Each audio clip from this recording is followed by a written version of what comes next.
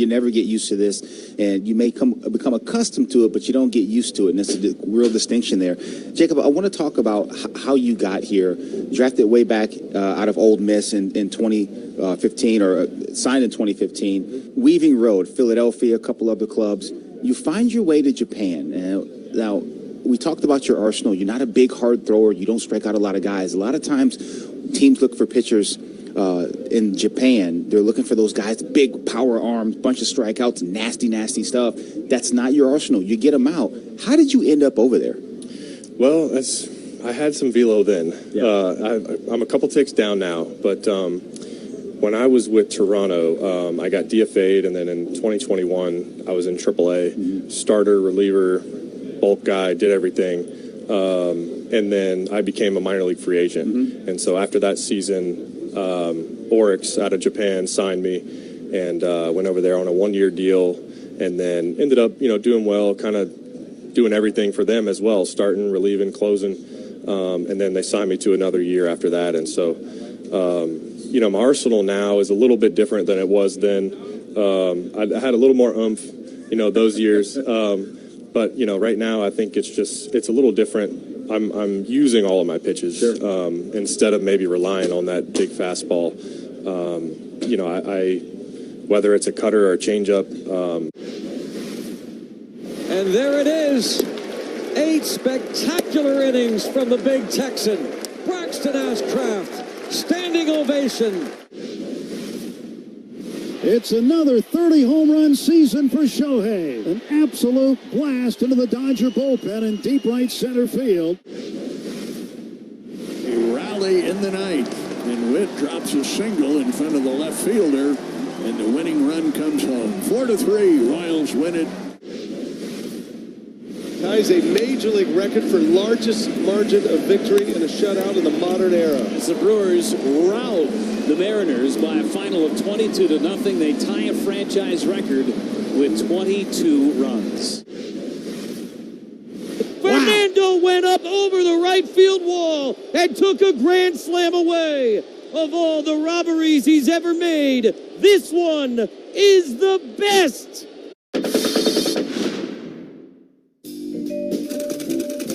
Sometimes artifacts in the collection of the Hall of Fame could tell multiple stories. This is the earliest known Yankees baseball cap in existence. It tells a story of a very early baseball cap and of a guy who just had a cup of coffee in the big leagues. But there's actually a hidden story inside this cap. There's another name written in the cap. So who's Dolan?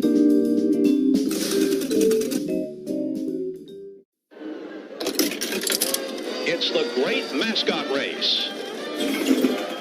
Here we go. And they're off. They're neck and neck. Look at them go, folks. The crowd goes wild. It's the home stretch. It's a close race. It's the play at the plate. It's Captain. Congratulations. You won the great mascot race.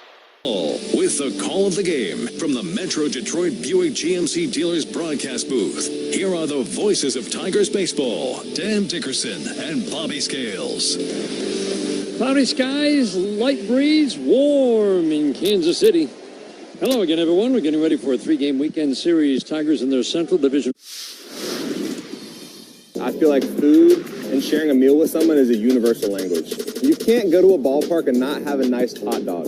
So if I'm at the ballpark, I'm going to get a nice heavy glizzy. You got to have chili on there. You got to have cheese. If your hot dog isn't bending in the middle because it's like about to fall apart, then you're not doing it right. So you got to have a glizzy and then something cold, whatever it is, beer, lemonade. You got to have something cold to wash that hot dog down with. Oh, and he hammers one. High fly ball out to right center. Javi Ortiz has done it again. He's played 11 big league games, and he's got 4 homers, and now 8 driven in. 5-0 Nationals. Well, Javi Ortiz, just a sweet swing. It's so pretty. That bat comes through, the one-hand swing. I almost think, look, it's not as pretty as Will Clark, but it's there. Somebody probably wants to hear about an Oral Hershiser card, and this is an odd one. Because how many times do you see somebody placing sod at an AstroTurf field in Pittsburgh? I asked the groundskeeper at Dodger Stadium to cut me out some turf, and we traveled with our grass. So that momentum, that vibe from Dodger Stadium, and we started to win on the road. So the nickname, the Sod Squad.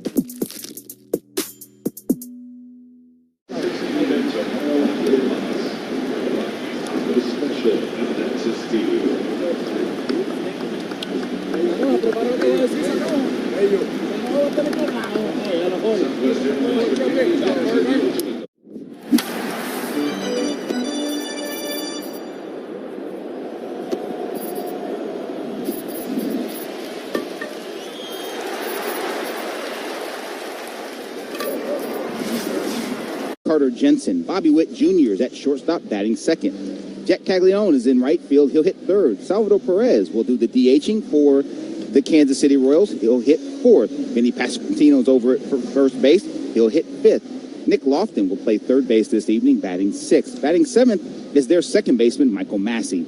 Isaac Collins will play left field and bat eighth. Batting ninth, their center fielder, Cal Isbell. Pitching matchup is brought to you by your local Toyota dealers. For all the latest offers, go to Toyota.com. It's Troy Melton against Noah Cameron for the Royals. Game time weather brought to you by Clean Express Auto Wash, the official car wash of the Detroit Tigers. Fast, easy, clean, and free vacuums. We just dodged a big storm that just went to the south and west of us here at the ballpark. And it's a cloudy, warm, muggy night, 85 degrees as we get this game underway. Our keys to the game brought to you by Rave Associates, proud distributors of Bell's Brewery, founders and long drink. Bobby, Noah Cameron has gone 7, 8, or 9 innings. 4 of his last 5 starts. He was absolutely in a funk when he came to Detroit. He got an opener for that game. He went 7 shutout innings. He's been incredible since.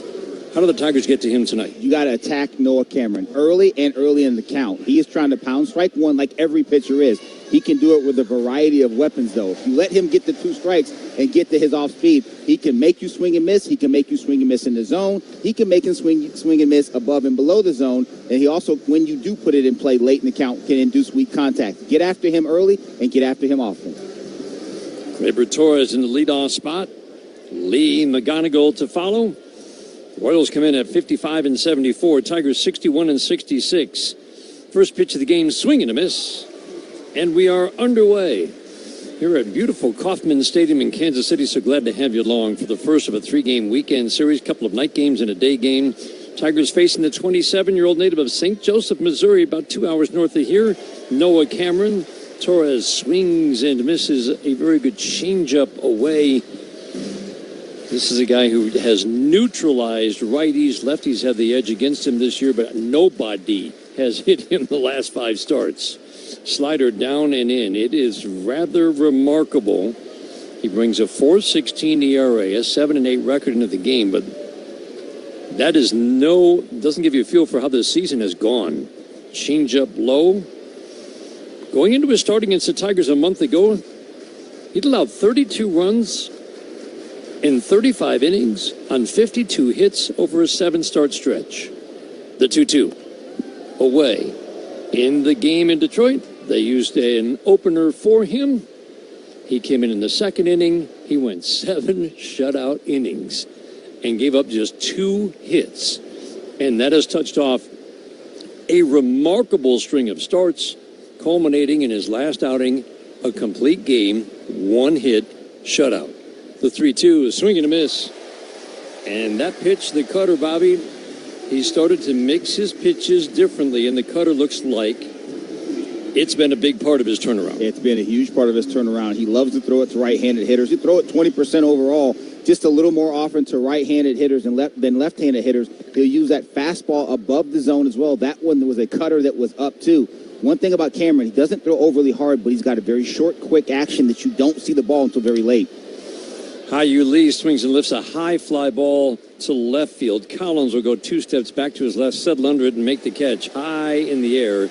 But in the end, in the glove of Collins in left field, 2 up and 2 down. First pitch today is brought to you by McLaren Health, the official healthcare system of the Detroit Tigers. First inning brought to you by Rocket Mortgage. Own the dream. Royals in their new City Connect uniforms, honoring Kansas City's nickname, the City of Fountains. Sure. We're going to get the analysis here in just a moment. McGonigal takes a pitch in the dirt. We'll try to describe them first. White uniforms.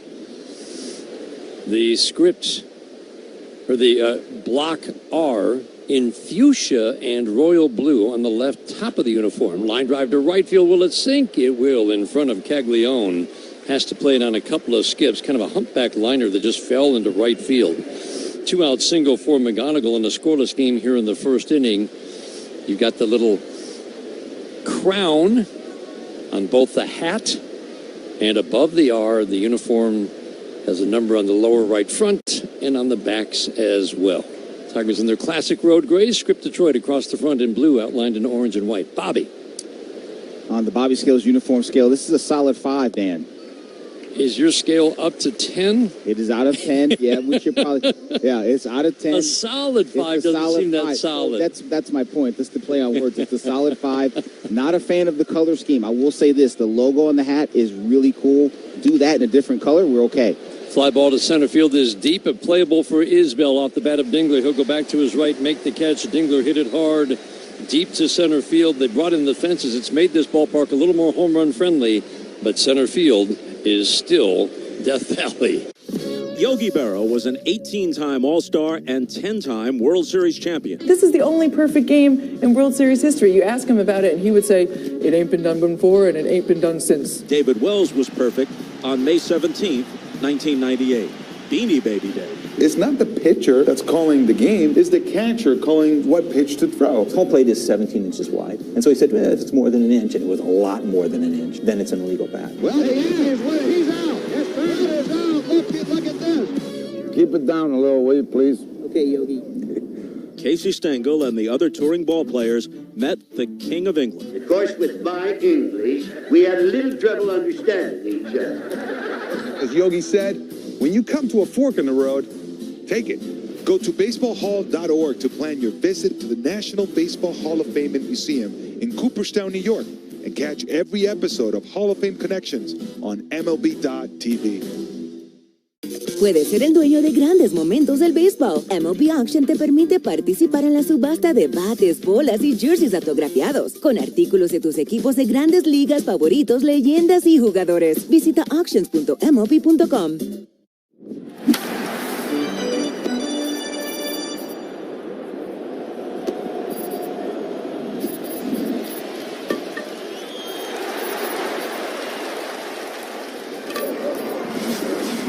Quote today at carshield.com. Coverage varies by plan. View contracts and exclusions at carshield.com. I'm attorney Mark Bernstein, and we partner with the Michigan State Police to keep you safe on the road. Get your free Call Sam car safety kit today at callsam.com.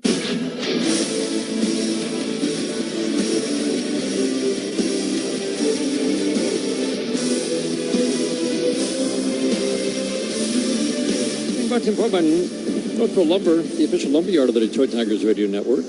Also by Meyer, an official partner of the Detroit Tigers, who go to the bottom of the first inning scoreless. The Royals get ready to face the 25-year-old from Newport Beach, California, Troy Melton, making his 15th start of the year. First pitch, fastball 96 down to Carter Jensen, ball 1. 2-4 seam fastball for Troy Melton. Cutter, slider, change up in the curveball. 1-0, change up in the dirt. That cutter so important for him. It's been such a good pitch for him of late. Started throwing it a little bit harder, started throwing it to his arm side, especially away from left-handed hitters, getting that back door. The 2-0, fastball at the knees. We see him struggle a lot with, it used to be kind of the first 2, 3, 4 hitters, then it became the first 3 hitters, then it was the first 2 hitters. Yeah. And now it seems like he's starting to dial into maybe just the first couple of pitches. 2-1, swinging a slicing drive down the left field line. Foul! Oh, boy. Carter Jensen, a lefty, almost dropped in an extra base hit, and it was just fouled down the line. Royals will not challenge. Third base umpire Ron Culp with the crew chief right on it. Man, was it close. Inches. It sure was. It's just strike 2. That's all it is. Long strike. Slider down and away from Carter Jensen. Got to give him credit. Did a nice job of staying on that pitch. But fortunately for the Tigers, it was foul. Numbers for Troy Melton in 14 starts, a 7-1 record with a 1.49 ERA. Opponents have hit 186 in 84 innings. 2-2. Swing and a foul back to the screen. And that's 186 with little power. He gave up home runs early. Think of that Twins game where he gave up 4 solo home runs on a hot, muggy night where the ball was jumping at Comerica. The 2-2. Change up in the dirt. He's going to face 6 left-handed bats in this lineup with the switch hitter Isaac Collins. So 6 total, 5 lefties and 1 switch hitter. You'll see that lefties have the edge against him, but a lot of those totals in the power department, 7 of the 8 home runs he's allowed to lefties, came early in the year. 3-2. Swinging a line drive to right. Did he hit it hard enough? He did. It'll carry out to Ben Malgeri, who comes in, makes the catch. Good swing for Carter Jensen. He had several good swings in that at-bat. And it's the first out here in the first inning. And a big hand for Bobby Witt Jr. We didn't mind the fact that Bobby Witt Jr. missed that 4-game series in Detroit in July. They still ended up splitting the 4 games, but let's face it, it's good for baseball if this guy's healthy. No doubt about it. He was on the IL just briefly. First pitch slider, swing and a miss. What an exciting player. He and Kevin McGonigal right now are battling. Goes day to day. Who has the highest WAR, wins above replacement in the American League? It's one of those two. Bobby Witt Jr. swings and taps it foul, and if he keeps going, he's still got the highest WAR, and McGonigal's right there with him. If he keeps going the way he is, and why wouldn't he? Bobby, he's going to have 3 consecutive years with a WAR of 7 or better. That's insanity. I mean, you're talking about Mike Trout. You're talking about greats of the game. When you start stringing together years that look like that, so impactful both at the plate and defensively. Slider, ooh, man, just below the knees for a called ball 1. It's a good pitch right there from Troy Melton. That really was. Ooh. Working toward the third base side, 1-2, ground ball up the middle into center field, the base hit. Boy, just missed by inches for what could have been a called third. And then the ground ball single 1 pitch later. This is a base stealer. I mean, it's the complete package. Nothing has changed with Bobby Witt Jr. He can hit home runs. He can hit for average. He can steal bases. He's electrifying. He's the heart of this offense. And there's no more boxes to check if you're into productive offensive players. And he's turned himself into one of the best shortstops in the game. Anything else? Fastball misses into Jack Caglione at 97 miles an hour. Caglione debuted last year, came up with a lot of hype, and it was misery. Hit 150 and over 200 at-bats. This year has been an outstanding first full season in the lineup for Caglione. He swings, pops it up, shallow into left field. Javi Baez, getting the start in left tonight, will come in just 2 steps and make the catch. So you look at this Kansas City offense, Bobby, and it's been bottom 5 most of the year. They've heated up a little bit. They had a nice series against Sacramento, but everybody has a nice series against Sacramento, whether it's here or whether it's there. You do notice the previous 25 games, they've been averaging under 3.5 runs a game. This still feels like, even with Witt back and Michael Garcia back, it's a pretty pitchable lineup. Slider up, and I say that mostly because this guy, Salvador Perez at the plate and Pasquantino on deck, are both having off years. They are, and with Salvi, you wonder if the cliff is finally here. I mean, he kind of defied the odds, especially playing as much catcher as long as he did. Flip over to first to drive Bobby Witt Jr. back. 33 steals and 39 attempts. In 14 starts, Troy Melton has allowed 1 steal. More ground balls in Salvi's repertoire now. That means that bat's slowing down a little bit. 1-0. He swings and fouls one over the screen. How would you pitch to him right now, Bobby? I would challenge him in, especially. I think that if he's going to get to a pitch in, I'd challenge him with firm stuff in. That 2-seamer, that 4-seamer in, you can put him away late. Like you said, he's going to swing at a lot of pitches, but he knows the bat's a little bit slower than it once was. You got to cheat to get the stuff in now. Witt Jr. edges off of first, doesn't go. Perez swings and pops it up on the infield. Gleyber Torres will come in onto the grass behind the mound, make the catch moving toward first. Perez pops out. A single does no harm. Witt Jr. stranded at first.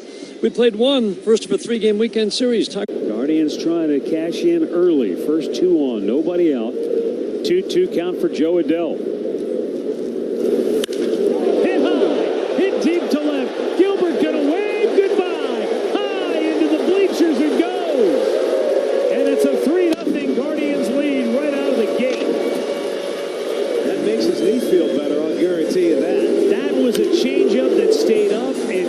Adele absolutely punished him.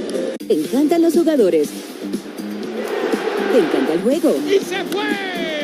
Ahora puedes ser el dueño de grandes momentos del béisbol. MLB Auction te permite participar en la subasta de bates, bolas, jerseys autografiados y más, con artículos de tus equipos de grandes ligas favoritos, leyendas y jugadores agregados toda la temporada. Cada artículo es autenticado por MLB para asegurar que lo que llega directamente a tu hogar es original. ¿Quieres una parte del juego? Visita auctions.mlb.com. All your favorite games from MLB Play are back, bigger, bolder, and better than ever. Test your skills with daily puzzles like MLB Pickle, the Ultimate Mystery Player Challenge, and Immaculate Grip, where stats and strategy collide. Then in Spinball, build your roster, take on your friends, and compete for the weekly prize. Or be the first to beat the streak and hit your way to the $5.6 million jackpot. Plus, the all-new Daily Walk-Off. Lock in your players by category for the walk-off win. The game's official home for games is MLB Play. Only on the MLB app and MLB.com.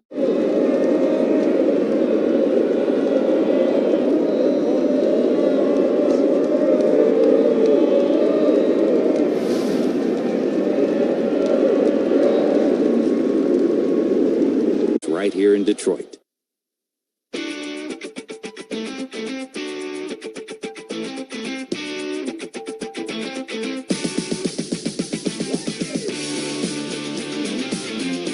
Eduardo Valencia leads off for the Tigers. First pitch fastball up and in.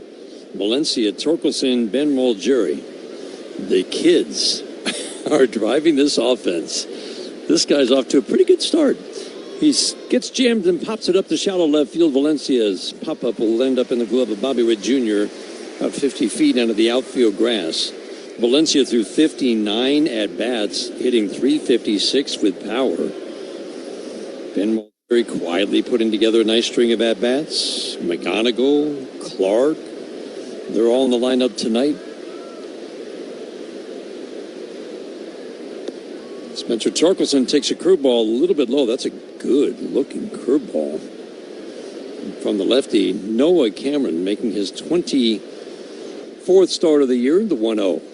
Change up low and away. Time for dollars on deck. If Ben Mulgeri gets a hit this inning, Northville Lumber will donate to Detroit Blightbusters. Northville Lumber is Michigan's oldest business, largest Trex decking dealer.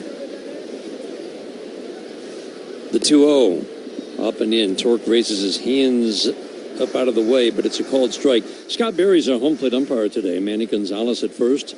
Tom Hanahan at second. Ron Culpa, the crew chief, is at third. We're scoreless in the second. 2-1. Cutter away. This will be, I think, a lot of people, Royals fans certainly, and we are interested to see the 3-1. Line drive hooking foul down the left field line. What does this start look like for Noah Cameron? It's worth repeating. 52 hits allowed for Noah Cameron over a 7-start stretch in just 35 innings. He was not pitching well. They used an opener for him in Detroit. And our good friend Ryan Lefevre was telling us that that's when he started calling his own games. 3-2, check swing. Did he go? Ooh, appealed to first. Manny Gonzalez says he did not. A rare walk issued by Noah Cameron. Not many pitchers do it, Bobby, but I loved how Ryan described it. It's like he said, it's not that I don't trust my catchers. He just wanted to be able to quickly get a feel for what he needed to throw, go to the pitch com, call the pitch, and then think about it. And then start his motion. And it seemed like it was more of a rhythm thing. Like you said, he wasn't taken away from what the catcher had to offer. Cutter away to Ben Mulgeri. It's more that he wanted to get the ball back, make the decision, take a beat, and then operate it at a different pace. And the key to that was getting the sign when he wanted to, or giving the sign when he wanted to. The 1-0. Ground ball chopped to the left side. Picked off by Lofton down to second one. They throw to first. Not in time. Whoa, that was bang, bang. Lofton got it quickly to Massey. Massey fired to Pasquantino, and it was bang, bang at the base. See if Kansas City challenges. Matt Quatraro, the manager, says he will not. Ben Mulgeri, one of the faster runners on this Tigers team. He actually does have the best sprint speed, and it was inches. We love watching Vinny Pasquantino. Not just stretch at first. He does the splits at first, Bobby. That's old school right there. I'm going to go back to AL Central a few years ago. Ken Herbeck with the stretch and the splits for Minnesota for so long. That's old school. That's old school is right. In at the corners, middle of the infield, back from Max Clark. First pitch high and tight. Ball one. So he makes the change to calling his own game. We're going to call that a start in Detroit, even though there was an opener. 7 innings, no runs on 2 hits. Next start at Minnesota, that's a good offense. 8 innings, no runs on 1 hit. Next start, Minnesota. Little pop fly into shallow right, and Caglione will lay out, dive, and make the catch. A little pop fly, almost dropped. That would have scored a run if it had. Caglione covered some ground, closed, and made the diving grab on a little pop fly. That's a heck of a play from Jack Caglione out there. Big man, 6'5", 250. Picking him up, putting him down. Good play. Tigers almost get a... All your favorite games from MLB Play are back. Bigger, bolder, and better than ever. Test your skills with daily puzzles like MLB Pickle, the Ultimate Mystery Player Challenge, and Immaculate Grip, where stats and strategy collide. Then in Spinball, build your roster, take on your friends, and compete for the weekly prize. Or be the first to beat the streak and hit your way to the $5.6 million jackpot. Plus, the all-new Daily Walk-Off. Lock in your players by category for the walk-off win. The game's official home for games is MLB Play, only on the MLB app and MLB.com. It was a defensive play so iconic that we simply call it the catch. This is the glove Willie Mays had when he made that catch. This is great. Oakland pitcher Dave Stewart was named the World Series MVP. It really comes from like the kings of Siam would give their courtiers white elephants, which were sacred animals. They need to know this story. That's amazing. Nobody could steal a base like Ricky. I'm the greatest of all time. Thank you. So imagine making steals in these stuff. So these are Ty Cobb's These cleats. are Ty Cobb's. So what I want to know is, were they ever swabbed for the DNA of opposing pitchers? Roberts is no stranger to stolen bases himself. That's what makes him special, is that everybody knew he was going to steal. Roberts is going. Safe. You know what they say, one great play deserves another. Go to baseballhall.org to plan your visit to the National Baseball Hall of Fame and Museum in Cooperstown, New York, and catch every episode of Hall of Fame Connections on MLB.tv.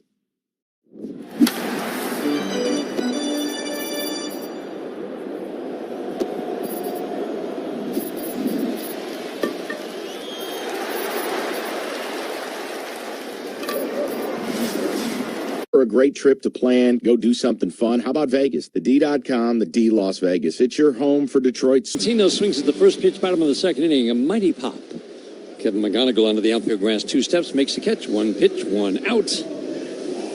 Vinny Pasquantino comes in hitting .244, but it is not the same Vinny Pasquantino. The power is way off this year, and it's a big factor in this Kansas City offense, being at the bottom almost the entire year in the American League. Some stretches where they get hot, but outside of 4 games against the Athletics in the last month, this offense has been pretty quiet. Lofton takes a pitch up and in.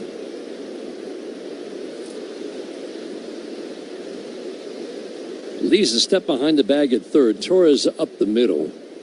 Carter misses low and away. So last time out, Troy Melton has his roughest start of the year. Remember who it was. The White Sox, who hit everything in that series in Detroit. That doesn't count. The 2-0 cutter low and away. That one doesn't count. It counts, but it doesn't count. Like, it happened. We have to acknowledge it, but we're really not going to acknowledge it at the same time. 4 1/3, 3 runs on 8 hits. Only one of those runs was earned. The 3-0 fastball perfect at the knees on the outside corner to Lofton is hitting .231. A very good third base. He does not grade out especially well at second, but that's where Michael Massey is most nights. 3-1. Sinker in the dirt. And Lofton draws a walk. But in that Chicago start, 3 1/3 or 4 1/3 and 8 hits. If you look at the contact, Bobby, it was not much hard contact. The average exit velocity and pitches put in play against the fastball, sinker, and curveball, 11 batted balls put in play was 75 miles an hour. So a little bit of bad luck. And if you peel back the onion one more layer, Dan. Swing and a pop-up off the bat of Michael Massey. Lee charges in, takes charge, makes the catch. 2 up and 2 down. Second inning brought to you by the Michigan Lottery. Play the Michigan Lottery's Gem 7's instant game today. a lot of that occurred for the simple fact that Troy Milton made some pretty decent pitches. Now, yes, he left some stuff in the middle of the plate, but some of those pitches that were hit, that found holes, that weren't hit very hard, were on good pitches, that were on edges, they were up a little bit, they were down, getting jammed off the end. So that his execution wasn't near as bad as you may think, given that stat line. 2 outs. That brings up Isaac Collins. Big swing, foul tip off the glove of Dylan Dingler. The consistency has been amazing. Loved AJ talking about him today before the game and on the pregame show. He said the demeanor never changes with this guy, whether he has a good outing or the rare bad outing. He says he's always hard on himself. He always wants to be perfect. He's always working on, all right, what's next? What do I have to do for the next opponent to be really good against those guys? And that commitment to excellence has been, well, reflected certainly in the consistency in his starts. This guy's given up 2 runs or fewer in all but 2 starts. I'm sorry, 1 start, because last start was 3 runs, only 1 earned. 2 earned runs or fewer in all but 1 start. Ground ball fouled on the first baseline. So even his off days, he's only giving up 1 earned run because of an error his last time out. But Bobby's not afraid to pitch to contact. He is getting more swings and misses. He's averaging a strikeout an inning now over his last 11 starts. 64 strikeouts in 63 innings.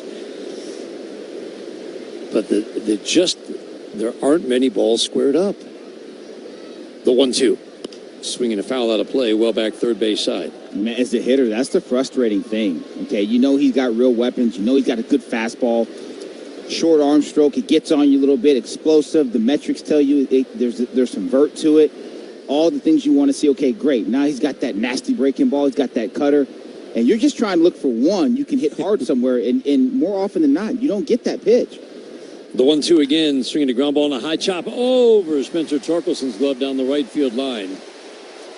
Lofton will scoot over to third, and that's just a bad break. You get the guy at the plate to beat the ball into the ground near home plate, and it takes a high hop. I mean, that's hard dirt by home plate. Yeah, it is. Nothing to be done about that. He made a good pitch. That was the cutter that was up and in. Collins just fired the barrel at it. Mishit it off the top of the baseball, and it just bounds over Spencer Torkelson's head into right field. That's the difference between dirt in Detroit and dirt in Kansas City, where it's a little hotter and it gets a little more baked during the summer. These Browns crews are good, too. They know what they're doing. This is not a mistake. Fastball up and away, but don't the pitchers always want that to be a little bit softer? You don't see many balls hit 10 feet from home plate into the dirt go that high over first. Now, if this was the 2015, 2016 Royals that were just speed everywhere, it was a different story. But I think you're right. In at the corners, middle of the infield back, the 1-0, swinging a line drive to center field, right to Max Clark. He'll go back a few steps to his right, make the catch in deep straightaway center. Kyle Isbell lines it deep, hits it hard. It's the 3rd out of the 2nd. Walk and single combination for the Royals, but they strand runners at the corners. We head to the 3rd.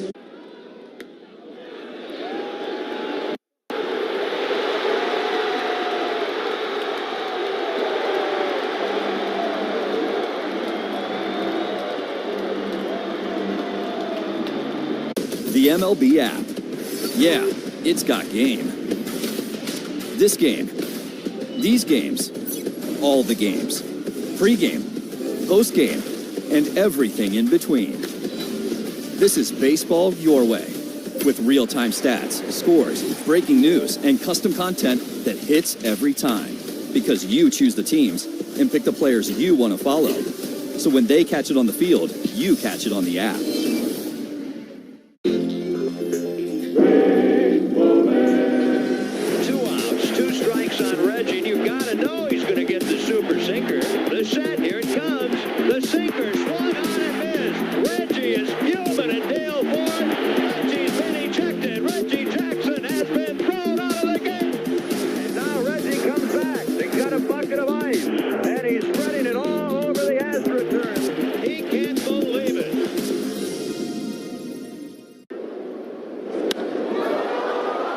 Ohtani launches high in the air toward the diamond. Dodger bullpen and into the Dodger bullpen. Number 30 for Ohtani to break the tie here at Coors.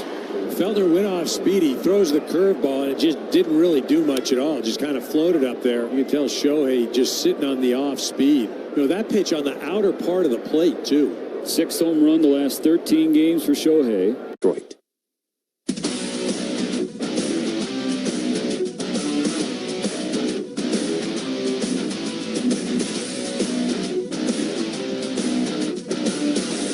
Third inning is brought to you by Mastercraft Heating, Cooling, Plumbing, and Electric. For fast service and the best price, choose Mastercraft.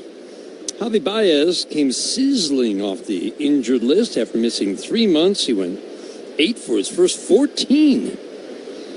Now the bat has cooled a little. Soft ground ball foul. Teams are attacking him again, Bobby, and he's trying to stay disciplined, but it's hard. I mean, this is who he is. That's right. He's going to swing.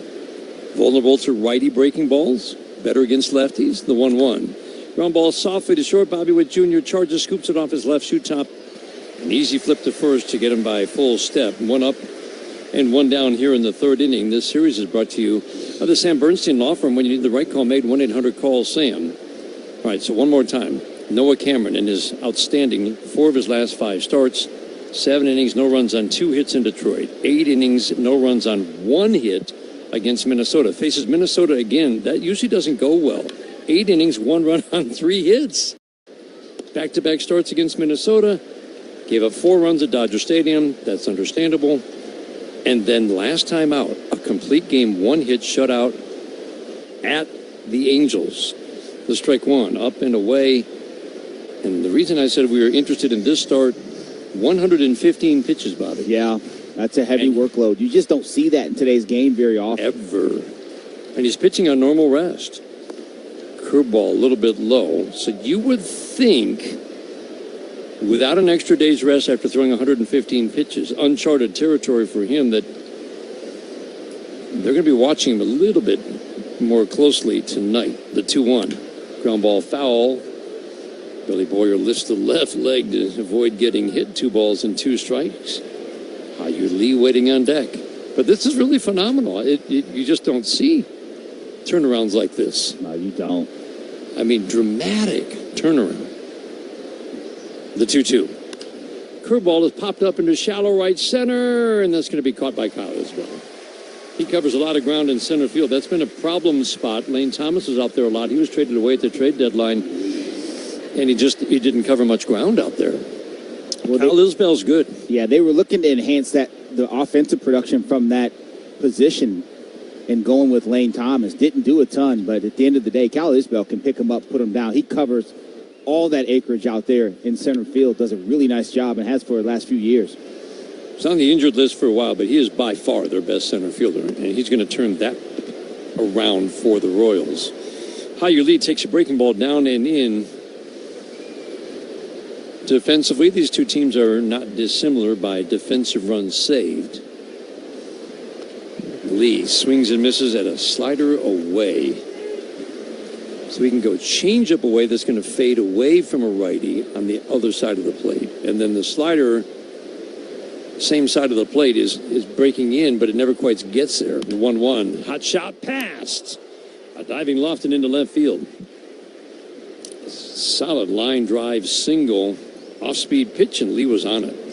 AUG Lee is continuing to impress. He's hitting righties. He's hitting lefties. He's handling velocity. He gets a changeup that was up. Probably the worst pitch of the night from Noah Cameron, but nonetheless, it was a changeup. Good action on it. He just stays on it, hits it hard through the left side. He is having very mature, productive at-bats. Not just up there wailing. He gets what he wants. He's hitting it hard somewhere more often than not. It really is. This is going back more than 50 games now where AUG Lee's hit over 320. And he's starting to draw a few more walks, Bobby. Yeah. It's not drawing, as we always say, it's taking your walks. That's exactly right. Not going up there to draw walks, cutter away, because teams are starting to, a little bit, shy away from strike zone. Walks are a byproduct of a solid approach. When you have a solid approach, you get your hits and you swing at the pitches you're supposed to. More importantly, you don't swing at the pitches you're not supposed to. And when that happens, flip over to first to drive Lee back. And you drive the ball a little bit, which IU Lee has done. Yeah, they got to respect it now. Now you got to work some edges. Next thing you know, you find yourself 2-0, 3-0, 3-1 plus counts, and every now and then those in walks. So yeah, it's a natural organic progression. 2-0 to McGonigal is high and tight. Lefties, as we mentioned, have the edge against him, always remembering that it's usually only the best lefties who face a lefty like this, but lefties have hit 270 with some power in their 130 at-bats against Cameron. Righties have hit 220 with little power. The 3-0.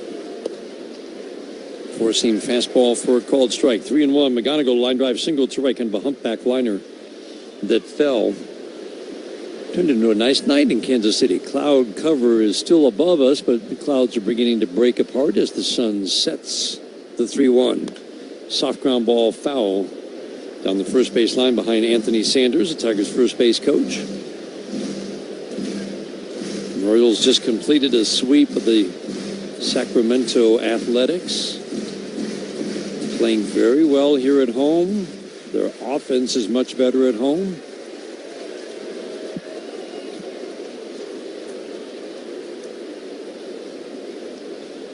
The 3-2. Lee takes off, swinging a soft tap foul. It was pitchy and a huge improvement in run prevention that got the Royals back into contention and back to winning baseball the last 2 years. Made the playoffs 2 years ago, 82 wins last year, but their runs allowed was right around 640. It meant over 800. That's what got them back to being relevant in the American League. And this year, they just have not gotten the pitching. The 3-2, swinging another foul out of play, and it's the big reason why they have fallen well below the 500 mark again. Yes, the offense has been quiet, but they've given up the second most runs in the American League. Goes without saying, Dan, that's a tough combination when you're not scoring them and you're giving up too many. That, generally speaking, does not work. On pace to give up 800 runs again. I will say that the Tigers are going to face some good starters this weekend with the way Cameron's going. Michael Wacha. Yeah. He's always solid, dependable. This will be the eighth pitch of the at-bat to Kevin McGonigal. Again, lead takes off 3-2. He's going to have to go back to first because that one's fouled back to the screen. Getting a workout over there.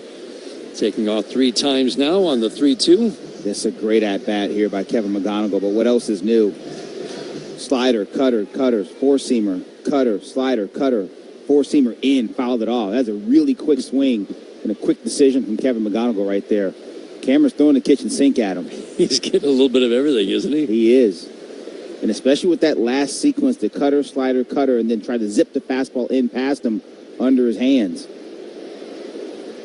McGonigal hitting .282 with 13 home runs and just steady all season long.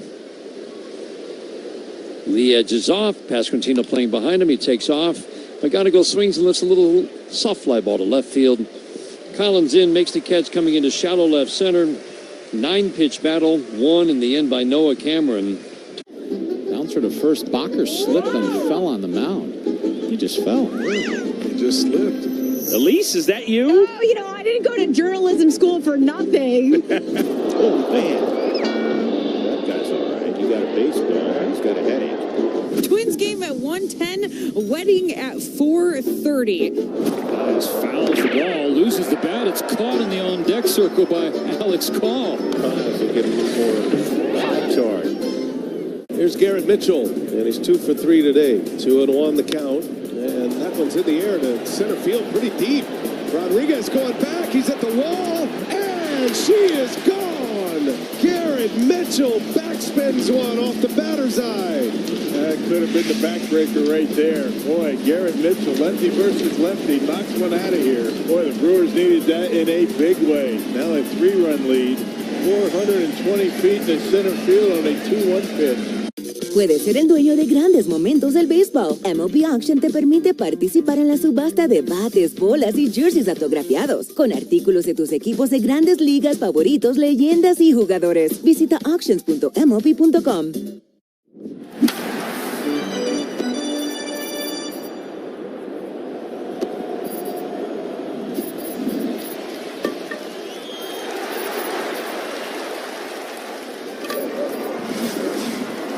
Wallside will help you bring your energy bills back down to size. Buy one, get one free. Ends Tuesday, September 1st. From your home for affordable quality, Wallside. Experience the difference at Clean Express Auto Wash and join our Wash Smart Unlimited Club starting at $20 a month. Official car wash of the Detroit Tigers. Foul at home plate. Top of the order. Carter Jensen doing the catching. Luke Maley has joined this team. Salvy's not catching a lot lately. Swinging a pop-up right to Javi Baez in left field. A mighty pop will settle into his glove. So we look at the balls put in play against Troy Melton tonight. A couple of pop-ups in the first inning. One to left, one to the infield. Pasquantino and Massey hit pop-ups on the infield last inning. So that's 5 pop-ups, Bobby. We're 10 batters in. If you call the ones to left field pop-ups, which they were. Yep, I think that's right. Bobby Witt Jr. takes fastball up and in, almost hit him, jumped out of the way. First pitch strikes have been it's not a blot on the record of Troy Melton, but it's something that he's been fighting all year, Bobby. Yeah. Consistent first pitch strikes. Last year he was at 66%, and this year he's been below 60. Some games it's great. Last game it was 10 for 22. Swing and a miss. 1 ball, 1 strike. So far today, he's still getting there.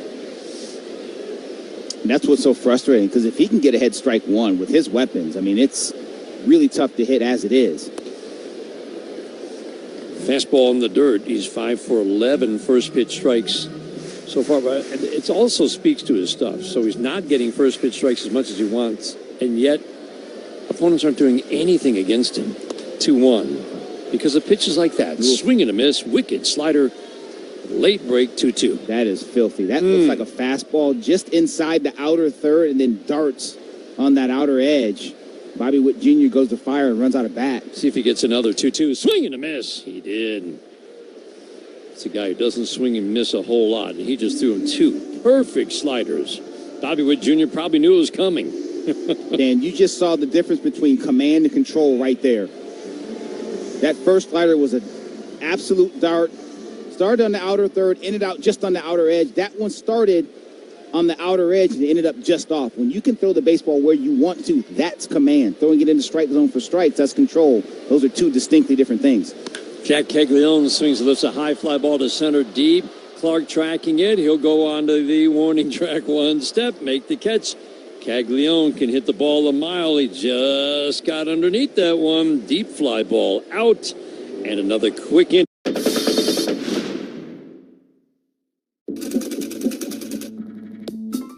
The newfangled idea of the time was night games, and teams thought that the shiny material of satin would reflect the stadium lights better. But satin comes with all kinds of issues. Despite all its drawbacks, this shiny material really does create a show-stopping jersey. It's time for another road trip. We're heading to Birdland. Welcome to Oriole Park at Camden Yards. Opened in 1992, Camden Yards set the standard for new ballparks. Creating the retro classic aesthetic of brick and steel, nestled into a bustling downtown neighborhood, Camden Yards breathed new life into Orioles baseball. Just steps from the Inner Harbor and a short walk from Babe Ruth's birthplace, Camden Yards is steeped in unique history and tradition. The 100-year-old B&O warehouse is a lefty's dream target in right field. Take a stroll on Utah Street and be on the lookout for bronze baseballs embedded in the road. These plaques mark where home runs landed over the right field fence. And of course, in 1995, this was the scene of Cal Ripken Jr. breaking Lou Gehrig's long-standing Iron Man streak. Join in on the Unified during the national anthem. Feeling crabby? Grab some loaded fries from Local Fry. Or maybe head over to Boog's Barbecue and indulge in the delicious 92 crab cake sandwich. The city of Baltimore loves their O's and their ballpark.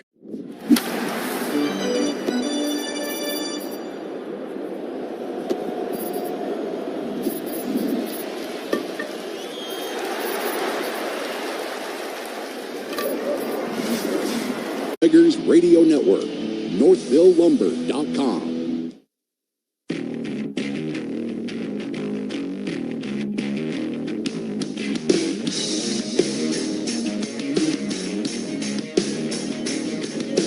score. We go to the top of the fourth inning. Dan Dickerson, Bobby Scales, so glad to have you along for the first of a three-game weekend series. Tigers and Royals. Jenny Hornowski and Steve Kincaid are engineers tonight. Dylan Dingler at the plate. First pitch line drive. Fouled down the third base line.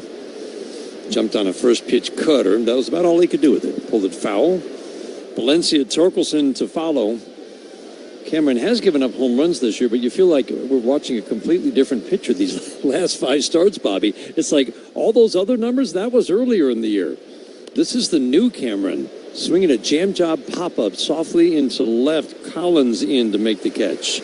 We've seen that on both sides now. Just very routine fly balls that are really just pop-ups to both the infield and the outfield. But truly, I mean, you look at all the numbers and you can say that, righties have hit 10 home runs off him, but nobody's doing anything off this guy over his last 41 innings. He's been dialed in, and that cutter fastball combination has been very good for him. Eduardo Valencia, curveball strike. When you can do stuff like that curveball, first pitch, stealing strikes off speed, and you've got that cutter and four-seam fastballs, weapons, really tough. The strike one, slider at the back foot. He started to throw the slider a little bit more these last five starts. Fastball less. That's the biggest jump that you notice, the change in the pitch mix. 1-1, swing and a miss. Changeup was up, but Valencia was way out ahead of it. He just saw three different speeds and three different shapes in the first three pitches. and that's why Noah Cameron has been so effective of late. Changeup and curveball have been unhittable now for the last 2 months. The 1-2. Swing and a miss, changeup away. Valencia just weighed at a changeup that was off the plate away. Hitters 5 for their last 38 against the changeup in at-bats that ended on that pitch going back to the beginning of July. Injury report brought to you every game by McLaren Health, the official healthcare system of the Detroit Tigers. Looks like Jack Flaherty's working his way back toward getting off the mound. And then the next step after that, a couple of bullpen sessions will be facing hitters, live BP sessions. But at least he is progressing. And for a while there, he was not. Torque takes first pitch curveball strike. The strike one. Cutter misses up and away. It's a hard cutter. Fastball's 92. The cutter's 89-90. Fourth inning is brought to you by Wallside Windows, Michigan's leader in replacement windows. The 1-1. Changeup away. Torque walked his first time up. So as soon as he gets the ball, Noah Cameron goes to the PitchCom device, which is on his left hip, on his belt. Onto the rubber, third base side, gets set. Torque swings and it's a high, soft fly ball down the left field line. Wow, that one went a long way. That had a home run distance, but in the end, about 30 feet foul. Dan, you know what's interesting? This is a weird night. That one carried, Caglianone's didn't. Right. I thought Caglianone's had a chance for a little bit off the bat. I did too. It really did. And Max Clark caught it on the track. That one, it was going to be well fouled. That we knew. I didn't think it was going to go near as far as it did, though. It didn't have a good sound coming off the bat. Maybe we're just not mic'd up at home plate. But I didn't hear the crack of the bat. No, it did not sound. It didn't have that crisp. It had that balsa wood sound to it. It's just like, how did it go that far? The 2-2. Curveball high. 3-2 on Torque. We're scoreless in the fourth inning.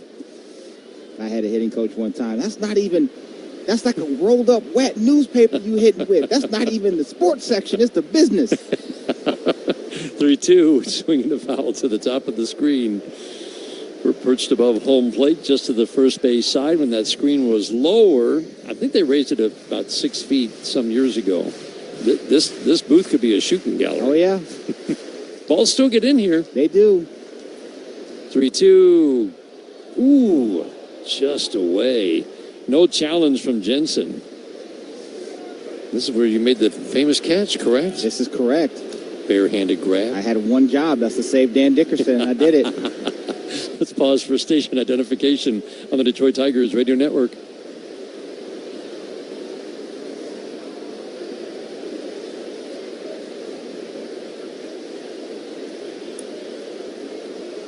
Ben Mulgeri swings and misses at a good changeup. Man, he'll throw anything on the first pitch, won't he? He is not. He is unafraid. And again, you talk about command versus control. It's the ability to throw these pitches in the zone that's just separating Noah Cameron of late. Fastball up and away. It really is interesting. I mean, again, very few pitchers call their own game. His big turnaround started when he started calling his own game. And like you said, it was all about the call, the timing of the call, and the rhythm that he's feeling on the mound, the 1-1. Change up high and away. And it speaks a lot to when you've got belief and comfort in throwing this pitch because you're the one who called it. It really does speak a lot to what that can do for a guy. No question about it. It's instant accountability. Well, you called it. This is what you want. The 2-1. Check swing. Went too far on the appeal to first. Manny Gonzalez goes up with the right hand. Base runners, one. One base runner each of the first 4 innings for the Tigers. McGonigal in the first on a single. Torkelson in the second on a walk. Lee with a single in the third. And now Torkelson with a walk here in the fourth. Tigers have not yet had a base runner advance past first base. The 2-2 to Malgeri. Low and in. That's a good take right there from really Malgeri. He got that cutter in at 91 miles an hour the previous pitch. Cameron started that breaking ball in the same spot. At 81, dropped below the zone. Malgeri didn't bite. Pasquantino backs up behind Torque. He'll take off for the pitch. Malgeri takes a pitch low and in. Ben Malgeri has now drawn 11 walks and 15 strikeouts. That's a pretty good mix of walks to strikeouts for a guy who hasn't had a lot of major league at-bats, but we've seen it right from the start. Very disciplined at-bats. Never gets into swing mode. He's now just over 60 at-bats for the year. And the ability to draw a walk is not a small thing for a rookie. He's doing a very nice job doing exactly what he's being asked to do, not trying to do more than that. Plays a very good corner outfield. Probably can slide the center in a pinch if you needed to. Putting the bat on the ball, drawing his walks. Torque at second, Malgeri at first. Max Clark at the plate. Left-on-left battle. First pitch fastball, sinker at the knees for a called strike one. No score in the fourth inning. Instant replay brought to you game by the Sam Bernstein Law Firm. When you need the right call made, 1-800-CALL-SAM. Lofton, who's very good defensively, even with the base at third, he's not going to shy or stray far from third base with the base runner at second. Outfield plays Max Clark just about straight up. We have seen him take the ball the opposite way with authority on a line again and again. He's had good at-bats against lefties. The strike one. Soft little tap foul on a slider that fooled him. No balls and 2 strikes. No runs, 2 hits for each team. No errors. Tigers are playing very good defense over the last couple of months. Royals infield grades out very well, and with Isbell in center, this is a pretty good defensive alignment for them tonight. The 0-2 away. Slider misses away. And a big pitch for him.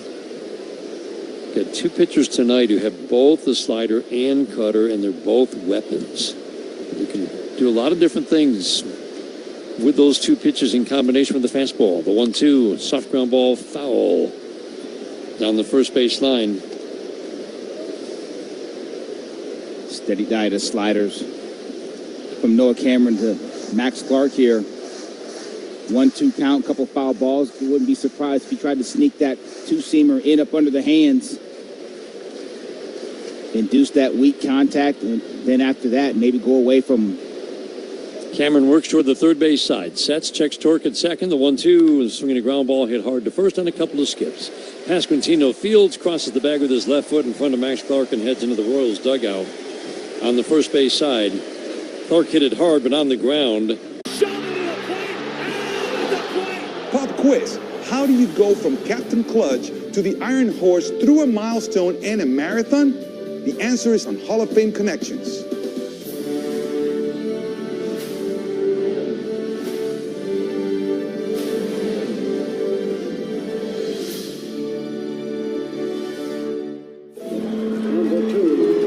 The captain, Derek Sanderson Jeter, is one of the winningest players in Major League history. He was wearing these very batting gloves when he notched one of those most memorable hits the 3,000th of his career. Are we supposed to spit in them like they do the batting gloves? No spitting. This is a non-spitting museum. 3,000! History with an exclamation point! He's just the second player in history whose 3,000th hit was a home run. The first was a former teammate from the Yankees' 1996 World Series championship team.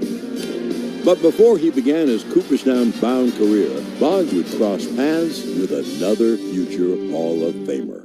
September 6, 1995, the Iron Man played his 2,131st consecutive game, surpassing the unbreakable record of the Iron Horse. Now that's how you pass the torch. Catch every episode of Hall of Fame Connections on MLB.tv and discover your own connections to the game at baseballhall.org.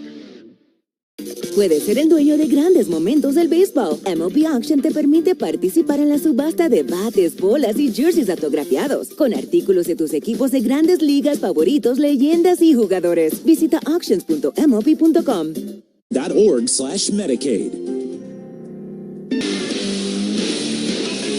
Ground ball softly up the middle. Kevin McGonigal gobbles it up near second. Easy toss over to Spencer Torkelson at first. Salvador Perez, first pitch swinging to start the bottom of the fourth inning. Soft, and I mean soft ground ball out. Bobby, go back to something you said earlier. He's always been a guy who's kind of hit the ball on the ground a fair amount, Salvador Perez. But when you see that ground ball rate start to rise at 36 and the production has dropped, you're thinking that's speed. It's the number one indicator because your eyes are telling you to fire on the pitch, but your body is not getting that barrel to the same spot that it did at 30. And definitely not the same spot it did at 27, 28. And for doggone sure not to the same spot you did at 22, 23. Right. So, listen, it's just one of those things. And that's when you start to begin. You hear guys say at the end, I got to cheat to get to the good fastball. And that's when you know it's about over. Fastball on the outer edge to Vinny Pasquantino. 30 home runs last year. I mean, and really the last 3 years, just steady production from Vinny Pasquantino. First pitch, or the 1-0-0-1 is fouled deep down the right field line. And that's the cutter. That's about all you can do with that pitch. Yep. Man, what a weapon that has become for Troy Melton. It's incredible. The 0-2. Crew ball down. I mean, he didn't throw it a ton last year, but it got hit. And now, like you've talked about, he's throwing it to both sides of the plate, and that changed everything for Troy Melton. The 1-2. Check swing. Did he go? Ooh. On the appeal to third, Ron Culpa says no. We both said yes up here. I did too. I definitely thought so. And good call. Side view. He got it right. Why do I ever question it? Those guys get that call right more often than not. They really do. 2-2. Ground ball hit hard to first and off the glove. Spencer Torkelson trickles into shallow right. Pasquantino legging it out to second. He'll make it. One hop throw, not in time. Excellent throw from Mulgeri, and good hustle by Vinny Pasquantino, not the fleetest of foot.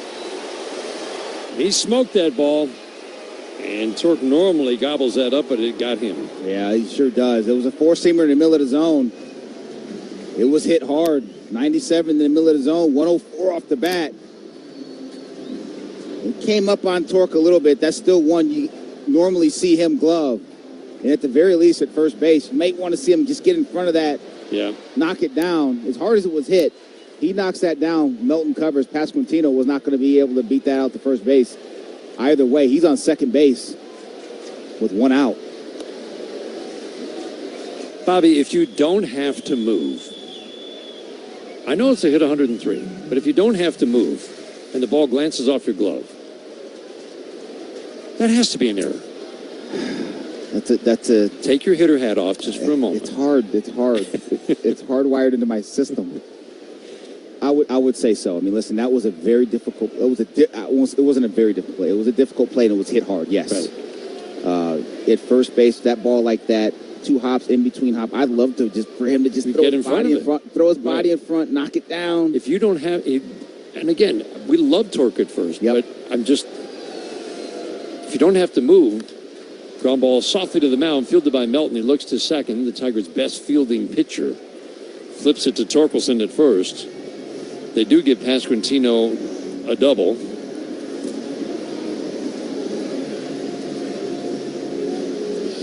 But usually you see things that should be called errors hits when guys have to move several steps when you don't have to move. And in fairness, Dan, we saw Rafael Flores Jr. in the Pirate Series do that with the ball. Now he's a catcher playing a little bit first base, but he just smothered one and tackled it and flipped to his pitch recover, and it was 104 off the bat too. So. Yep. Yeah, he really did. He smothered a couple of them, but like you said, he was playing catcher. Sometimes that's what you have to do, though. On a corner especially. Yeah. On a corner especially, and that ball smashed to you. You just got to make a decision that you got to wear it off your chest or something. Easier said than done, especially sitting right here, but. Swing and a tap foul right at home plate. Massey at the plate. Tigers took the first 2 games in the 4-game series in Detroit a month ago, and then Kansas City, and they had a depleted lineup, came back to win the last 2. Michael Massey helped deliver the win with a late home run in the 4th game of that series, the 1-1. Swing and a miss. Excellent changeup from Troy Melton. That's just about a perfect changeup. I mean, the arm action sells the whole deal. That's 91-mile-an-hour changeup. Troy Milton sits in the upper 90s, 96, 97. 1-2. Back-to-back changeups. Massey not biting. This is a good hitter at the plate. When he kicks and fires and lets that thing go, you swear you're getting a fastball. And then your eyes tell you something else, but more often than not, your body's like, oh boy, I'm out in front of this thing. And swing right through it. Number 7 hitter, Matt Quatraro's lineup. Back to being a very productive hitter this year. Injuries last year shortened his season and also cut his productivity sharply. Fouls it to the screen. He's hitting .278 and very aggressive, but he's got good bat-to-ball skills, extra base power, occasional home run power. Close to the plate, bends the waist, hangs out over the plate. 2-2, shot up the middle, and that's where McGonigal is, and it went off his glove. Trickles into left field, and Pasquantino scores, and the Royals take a 1-0 lead. They'll probably call it a hit, but I'm sure Kevin McGonigal would say after the game that's the ball he's got to have. I agree. I think that's an error as well. Ball hit hard. He was there. It hit hard on one hop. It wasn't in between hop. We've seen him catch that ball all year long, and they did indeed give that an error. It's E6 on Kevin McGonigal. Yep. I think that's the right call. So really 2 errors in this inning produced the run. Dylan Dingler out to the mound. LED light show here at Kauffman Stadium. Lights blinking on and off while the conversation takes place.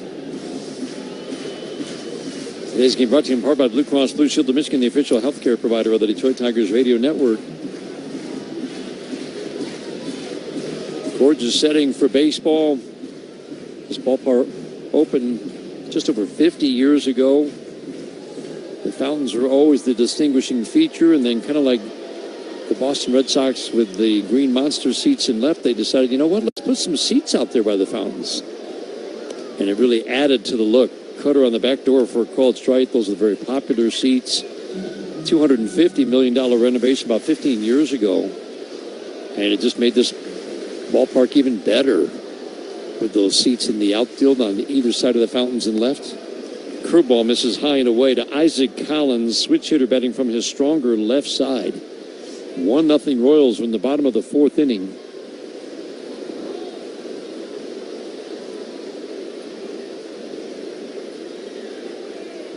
The 1-1. Slider away, challenged by Dylan Dingler. And I don't think he's going to win this one. Polls confirmed. Detroit has 1 challenge remaining.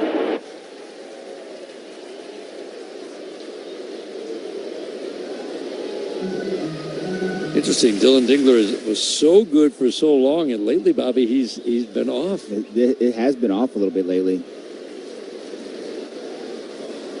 The 2-1. Swing and a pop-up, playable. Long run for Lee. Can he get there? Nope, off his glove. It was a dead sprint into foul territory down the left field line. He was the only one who was going to get there, and it just went off his glove. A nearly impossible catch, so if he'd made it, it would have been spectacular. He's not looking over his shoulder. He's just looking back up as he sprints away from home plate. Yeah, we're getting a great look on our Detroit Sports Net monitors, too. As soon as that ball went off, he put his head down, took a look, 3, 4, 5 strides, put his head down, a couple more, looked up, and that last look he took up, he was headed towards that wall in foul territory, and it was just off his right shoulder, his gloves on his left hand. He swung it back around, couldn't quite get to it. He was hot at himself for not getting that ball. That would have been an absolutely tremendous play. 2-2, soft ground ball to the right side. Torres will charge field to shoulder high. Bounce, flip it to Torkelson at first. Collins grounds out. A double that should have been an error and then an error. Speaking of the AL East, the Rays are back in the driver's seat thanks to a week to remember from Junior Caminero. The Rays' blossoming superstar earned Player of the Week honors last week and has continued to rake. Oh, yeah, he's still got the power. What a blistering pace. Becoming the youngest player since 1900 to homer in 6 straight games and launching 9 homers in his last 8 games. During that torrid stretch, he posted the 8th 3-homer game in Rays history. What a day to remember at Tropicana Field. Junior's major output kick-started an 8-game winning streak for the Rays, as the team looks to capitalize on the Yankees' recent struggles. An incandescent stretch for Junior Caminero. And after hosting a week-long home run derby of his own, Junior will once again return to the stage for the real thing during All-Star Week in Philly. After finishing as the runner-up to Cal Raleigh last year, he'll have his eyes set on the prize this time around.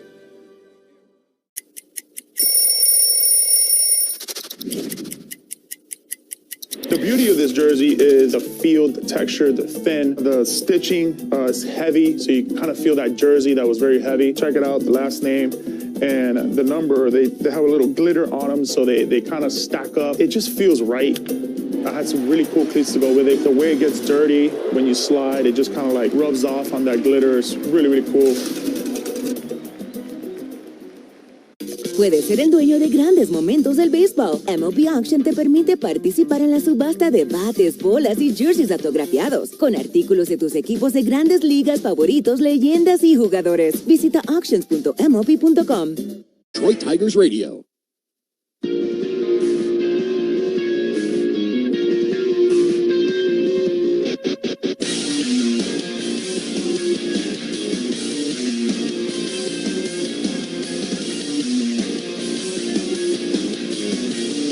Inning is brought to you by Figer Law. All they do is win. Noah Cameron working with a 1-0 lead. We're in the 5th. Tigers have to figure out a way to solve this lefty. Nobody really has. The Dodgers scored 4 runs on 6 hits and 5 2/3. The only start that wasn't brilliant the last 5. Curveball bounces. Coming into this game, 13 hits allowed his last 38 innings. 13 hits. His last 38 innings, and today 2 more in 4 innings. That's it. Curveball low, hard contact. Lee, sharp line drive single to left. Max Clark was a bloop. He had a hit taken away, but that wasn't a hard hit ball. That's it for hard contact. Javi Baez, soft ground ball to short. Bobby Witt Jr. charges, fields a knee high bounce, fires over to first on a 2-1. Javi Baez grounds out to start this 5th inning. Lots of ground balls off his bat, Bobby, lately, as he's struggled through a 7 for 47 stretch. A lot of off-speed away. He's not. And I don't. This is eyeball test, but I don't think it's as much swing and miss on off-speed away, but a lot of soft contact on changeups and sliders down and away from him. Yeah, that's what Cameron's trying to get him to do, right? Pull the off-speed, and he pulled the changeup on the ground. Right, and we've seen a lot of that from Javi, and it's one of those things where we keep asking him to make more contact. Well, this is kind of what it's been like lately. Torres swings and taps it foul right at home plate. He struck out on a cutter in his first at-bat. Fly ball to center last time up. 1-0 KC in the 5th inning. Strikeout updates are brought to you every game by Carb Bliss, the official ready-to-drink canned cocktail of the Detroit Tigers. Just 1 strikeout for Troy Melton. These are 2 of the better contact teams in the American League. Cameron has 2 strikeouts. Tigers are the team that chases the least, top 5 in contact. Away with a changeup. Ooh, he didn't miss by much. Kansas City, a team that makes a lot of contact. They don't draw many walks. They hit doubles. They don't hit a lot of home runs. The 2-1. Perfect slider. Backdoor and 2-2.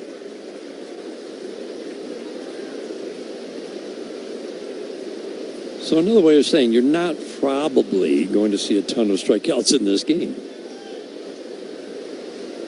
Cameron works third base side, 2-2, swinging a fly ball left field. Not much behind that swing. Collins to the gap in left center makes a catch. I don't think we were really mic'd up behind home plate. None of these balls are making a sound. It doesn't seem. It's Steve, weird. we get a little more effects.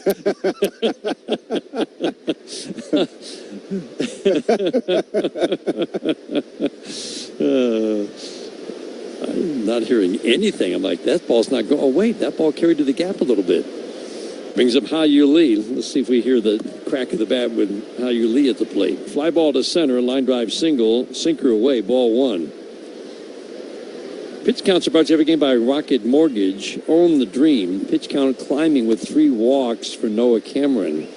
Slider in, and it's 2-0 on Lee. Dan, one thing I've noticed is that Cameron has been a lot more east-west in his pitch distribution than I have seen his last couple starts. There was a lot of north-south, a lot of fastballs top of the zone, changeups down, even down middle. 2-0, big cut on a cutter, tap foul, 2-1. And he'll use that cutter to get in on right-handed hitters and then throw fastballs off of it, but there's been a lot of changeups, a lot of backdoor breaking balls, whether it be curveball or the slider, and then a lot of cutters in, a lot of fastballs in to these Tiger hitters.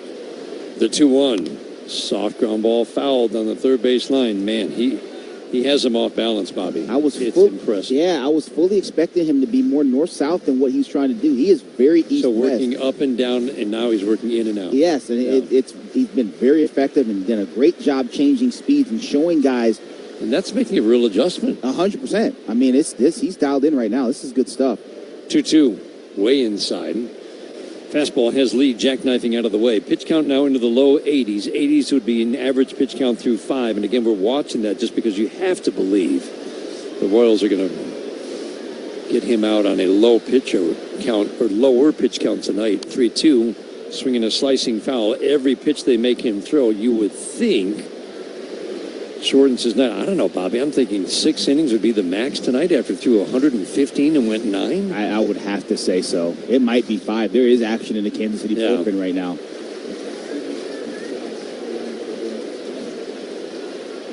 3-2, swinging a soft tap foul. Bounces up and hits Jansen in the leg. Hao-Yu Lee will see at least 8 pitches in this trip to the plate. Kind of a remade Kansas City bullpen since we last saw the Royals a month ago. 4 new faces. And did I see Craig Kimbrell? Is that true? Did. I was doing my homework for this year. I was like, what? Wait a minute, what? That's 74. Jose Cuas down there in that Kansas City bullpen. 8th pitch of the at-bat on the way. Swinging another foul out of play. Yeah, this could be approaching the end of his night. If Lee reaches, you would think he'd get McGonigal, but next pitch will be his 85th. Goes to the back of the mound, makes the call on the pitch com, climbs up the hill, settles in third base side. Quick step back with the right foot into his motion, 3-2. Ground ball softly to Massey at second, 2 steps to his left field, it's a knee-high bounce, flips it to Pasquantino. Hao-Yu Lee bounces out in a 9-pitch battle.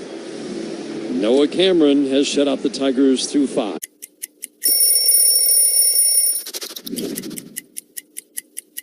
Here we go. This is a classic road jersey for Boston. This is the first uniform I put on when I came with Boston. When you see those 2 socks together, that's one thing I know I had to do. I had to make sure I had my red socks high, okay? My 2 red socks, because, you know, there's 2 here. A chance for redemption here for Ben Rice. Driven deep to right field. Going back, Lucas on the track, looking up. See ya! That's how you make up for an error. A 2-run home run, and the Yankees lead 4-2. Oh, did they need that? And so did he. Probably a slider down and out over the plate and absolutely drills it. What a game, right? From GOAT to hero in about 20 minutes. Home run number 33. That is extension and barrel. The ball was mashed. And what do we got? Oh, it's one of those parabolic mics. This is one of the sillier delays that I've seen. Gino Hackett on his heels a little high. It's airmailed into right field. He's at third, backpedaling, and he can't make the catch. That was awkward. A little trickeration over the field for it. Worth a shot. Why not? Oh, that's funny. Wait till they mass market them, like the Grimace. Yeah.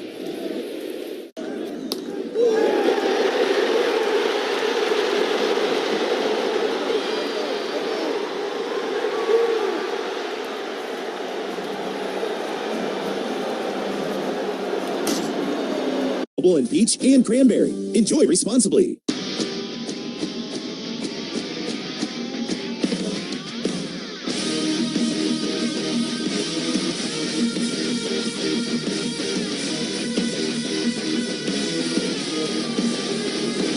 Troy Melton facing the Royals in the bottom of the 5th inning. Royals have a 1-0 lead.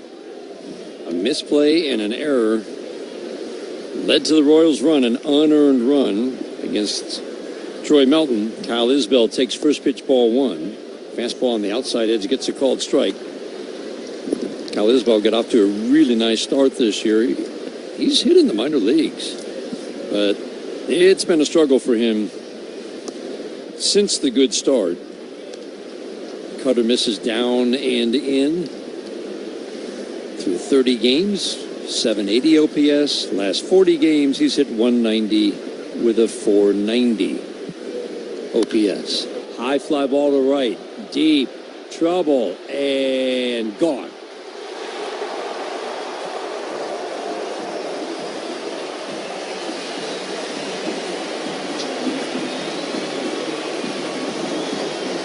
Kyle Isbell with his 5th home run of the year. That's a big add-on run for the Royals. They've got a 2-0 lead. Fastball in the middle of the plate, Dan, 94 miles an hour.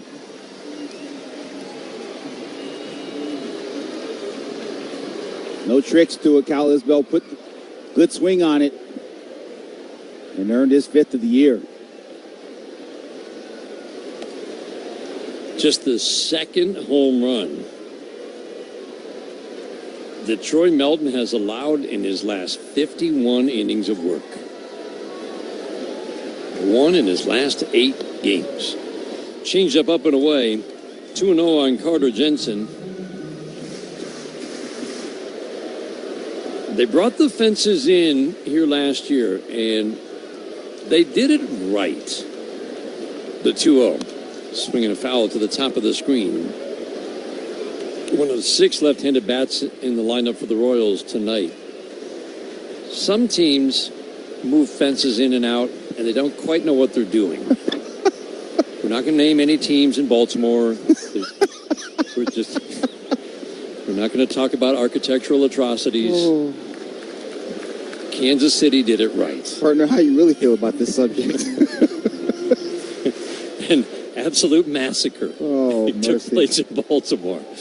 Here, they just, so it's 330 down each line, and then the wall curved out and then around, and all they did is as the wall curved out, they brought it in 9 feet, slider away, second walk issued by Troy Melton, so they brought it in 9 feet where it curved out, and then they just blended it, so by the time it goes out to deepest left center, 405 marker in deepest left center, it meets the old wall. And that was enough room to put a couple rows of seats out in left field and in right. They wanted to just make it fairer for power hitters.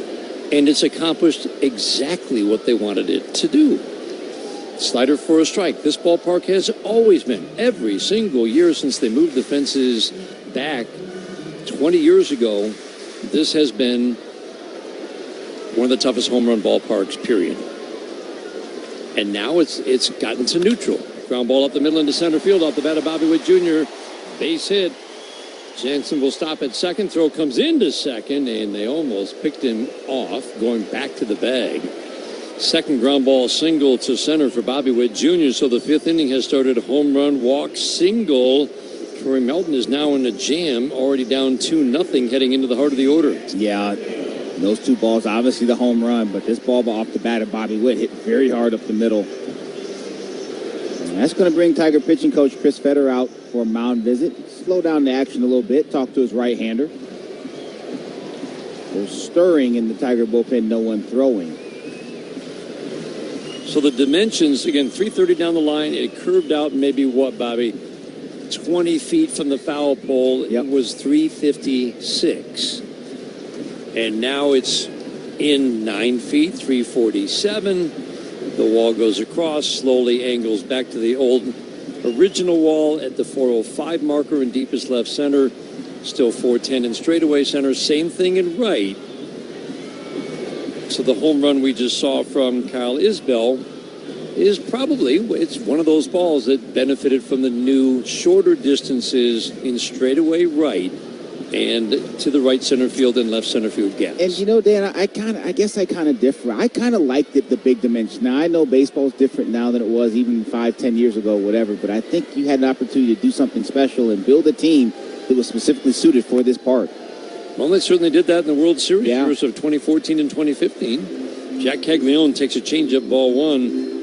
Strike ones have been at a premium for Troy Melton tonight. Continues to be something he is battling. Caglione swings at a cutter, fouls it out of play. 1 ball, 1 strike. So you didn't see the need to bring it in. I won't say I didn't see the. I get where they're coming from, but you I think it was. I really think it could have been. If you build your team correctly, it could be a distinct home field advantage. Guys who are supposed to hit home runs are going to hit them anyway. But you can also... Fastball strike at the knees. Melton's kind of falling off the mound on a lot of his fastball deliveries. He is definitely... And at this point in the game, he's kicking in his landing spot right now. I think there's some times in this game where he hasn't been quite comfortable with his delivery. He's been chasing it a little bit. It's been pretty good, except this last inning here. Holton getting loose in the Tigers bullpen. The 1-2, swing and a miss. He needed that. Strikeout of Jack Caglione is having a very good year for the first out here in the 5th inning. Pitch count at 73 for Troy Melton. If he gets out of this without any more runs scoring, I think he can stay in to maybe pitch into the 7th or 6th inning. This is a perfect candidate to get out of the jam. Salvador Perez at the plate. A lot of balls on the ground. Troy Melton knows how to get that ground ball. Perez takes a fastball low and away. 11 for 22. First pitch strikes now for Troy Melton. The 1-0. Swing and a miss. Salvy's up there to swing the bat. That hasn't changed his entire career. I was always amazed when he was so productive when he would swing at every first pitch and would never walk. And his walk rate is tiny this year, but it's always tiny. Below 4%. You shouldn't have a long, successful career as a hitter, but he has. But now, heading into his late 30s, it becomes a little more problematic. The 1-1. Ground ball to short. McGonigal to Torres. Easy to Torkelson. And Melton does indeed get out of the jam with a 6-4-3 double play. Home run, a walk, a single, but just the 1 run. And there's a shot into left field. Stanton on his way around to score. And the Yankees are on the board. First, it's 1-0 New York. Bouncer headed up the middle, and that's going to get through and driving a couple of runs. Cranked up and sent into the right center field gap. McMahon's going to score easily. They're going to wave Wills around. Plays to third. 5-0 New York. Another one headed for no man's land, but Harrison Bader read it well. Former Gold Glover comes up to make a very nice catch for the guy they call Big G, who has driven in a run with the 3rd straight hit to open the 5th inning. Chopper for Jazz. Hot shot. And he makes the catch. That got on there on a line, and he's telling Jose Caballero, did you see that? I could watch Jazz Jazz Chisholm play. I mean, he plays with such joy. Only David Cohn, Ron Guidry, and Mel Stottlemyre had opening day starts of 6+ innings with 2 or fewer hits and no runs allowed.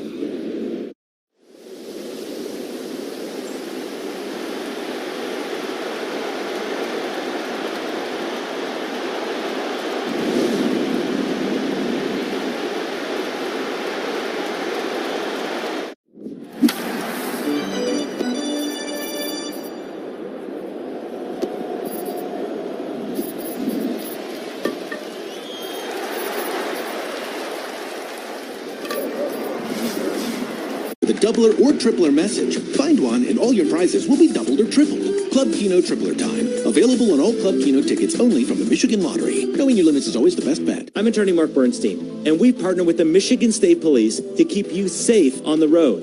Get your free Call Sam car safety kit today at callsam.com.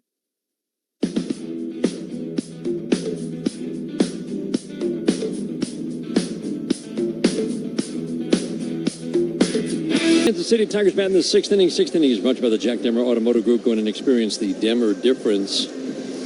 Well, indeed, the pitch count approaching 90 and 5 innings of work after a 115-inning complete game last time out was the end of the day for Noah Cameron.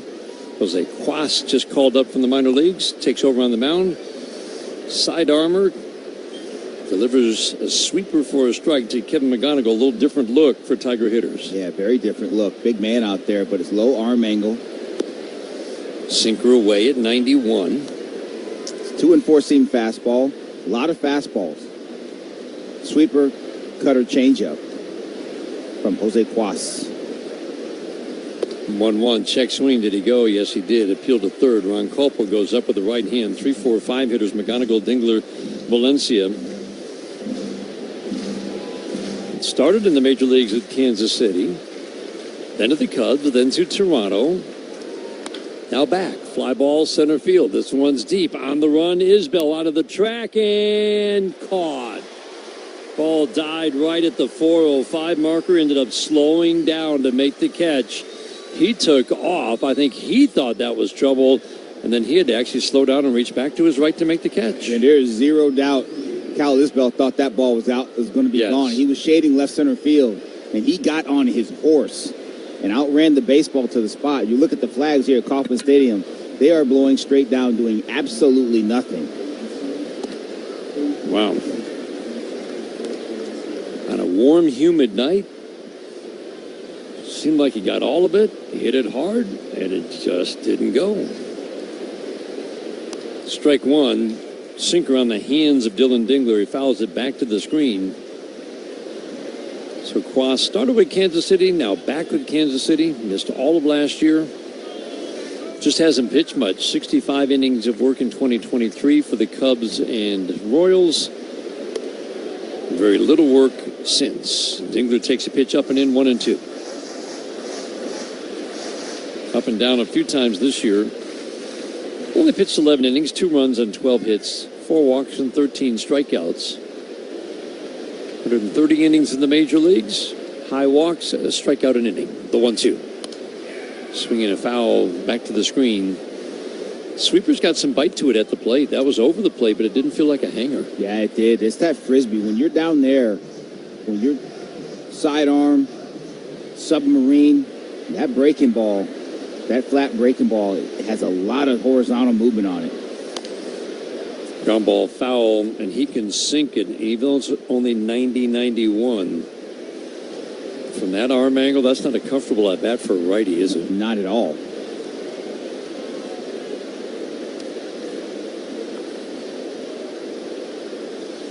Quas works from the stretch over on the third base side of the rubber. The 1-2, swinging a half-cut pop-up down the left field line. That's going to carry out to Collins. Near the line, makes the catch in fair territory.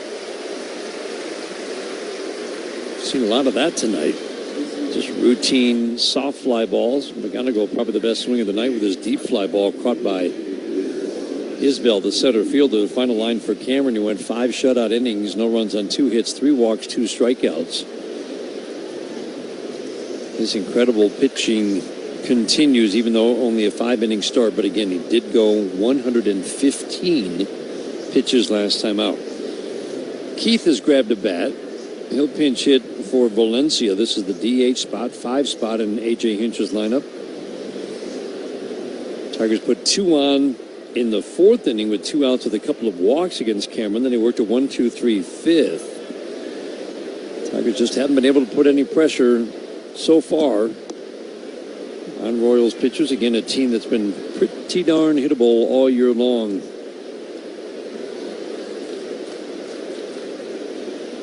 Cross moves over to the first base side of the rubber with a lefty at the plate, the 1-0. Sweeper pops out of the glove of Carter Jensen. Torque waiting on deck. Starter's been solid. They've missed Cole Reagans. They traded Bubic away. The bullpen has been a big problem area. Fastball up, swing and a miss. A true riding fastball when you have the low release, some upshoot there. 2-1. That is the hardest pitch to hit from the left-handed hitter. A right-handed pitcher, or I've really even opposite-handed pitcher. When that guy is at that arm angle, that side arm or that submarine, that upshoot fastball in is miserable. You think you can get to it, you just can't. 2-1. Cutter misses in lefties in his career. Again, it's only 130 innings, parts of 4 seasons for Quas. Lefties, righties have hit him both around 260s. Lefties draw more walks and hit him for more power in his career. 3-1 away. Walked Cole Keith. Brings up Spencer Torkelson. He's walked twice tonight. 2-0 Kansas City. Single runs in the 4th and 5th. Holton has sat down. I did not see, but I'm guessing that Melton did not get the handshake. Pitch count still low. Torque turns away from a sinker high and tight, ball 1. Let's check some scores from the 1-800-CALL-SAM Studios scoreboard. Brought to you by Meijer, the official grocery retailer of the Detroit Tigers radio network. Tigers start the day game and a half out of the last wild card spot. 6 teams in the American League within 2 games of each other fighting for 1 spot. 1-0 sweeper doesn't do anything except come up and in on Torque. On the scoreboard tonight, Philly and St. Louis are 5-5 in the 10th inning in Philadelphia. 2-1 Miami over Washington in the 8th. Sinker in, 3-0 on Torque. Yeah, get ready to hit here, Torque. Get him off you. Make him throw it right down the middle. Be ready for that fastball. This is an opportunity. This is a 2-0 game. And Cameron's out of this game. Yep. It's a bullpen that will give up leads, that's for sure. Torque takes a pitch up and away, back-to-back walks. Another pinch hitter. Brett Callahan has a chance to drive in some more runs. It's been his specialty early on. 4 for his first 11 with 5 RBIs. 3 different RBI swings. Brian Sweeney, pitching coach, heads out. Boston has lost 8 of 12 after their remarkable 32-5 stretch. Boston still, along with the Yankees, a firm grip on one of the first 2 wild card spots. Boston has a 6-4 lead over San Francisco at Fenway tonight in the bottom of the 8th inning. Toronto has certainly crept back into the playoff picture. Yankees lead Toronto 3-1, so these are the teams you're cheering for. Anybody playing Toronto, anybody playing the White Sox, anybody playing any of these teams, 6 in all, gathered within 2 games of each other. White Sox and the Mets are 4-4. That game's in the 7th. Again, Yankees 3-1 over Toronto. That game is in the 8th at Yankee Stadium. Houston leads the West with a .500 record. They've got a 1-0 lead over Sacramento and Houston in the bottom of the 5th. Brett Callahan at the plate. First pitch, sweeper. Not much break on that pitch. On the back door for a called strike 1. No, that one was fairly flat. Just sure was. Callahan pinch hitting for Ben Mulgeri. Swings and pops it up softly to short. Bobby Witt Jr. out of the outfield grass. 2 steps, makes the catch. Little baby pop up Tigers' second inning where they had 2 base runners on again comes with the Thornton versus Fernando Tatis Jr., who's stepping up to the plate right now. Swung on and driven to deep left field. Back goes Ewing at the wall. It's gone into the upper deck. First pitch, home run for Fernando. What a start for San Diego tonight on top 1-0. Oh, it's right in his wheelhouse. Lean on it. This is an ambush, ladies and gentlemen. Second deck for Toddy. 452 feet. Quite the blast for Fernando to start the night. First pitch, 7-10. First grunt, 7-10. Jump at the wall, got it. A really nice play by J.J. Bleday. Great stop at third. Camanero's throw to the plate, and they get Valenzuela. Boy, what a play by Camanero. Jump backhand pickup, glove flip to Sermon. He puts the tag on Lofton in time for the out. That's a terrific play from Gage Jump. Caught! Lucas caught it. What a sensational catch. Mitchell on the run, and he's there. Garrett Mitchell, have a day. Gilbert into a slide. A flip to second for 1. On to first, make that 2. A double play. Carter with a sliding grab in center. 1 away. The beat by Suarez, collision at the plate. The tag to get the out. Nicely done on the receiving end by Carlos Narvaez. And Varsho get there on the move. Dalton Varsho runs it down. But Bradish, Henderson gets the ricochet and turns 2. Who can get there? Paredes over the shoulder. What a catch.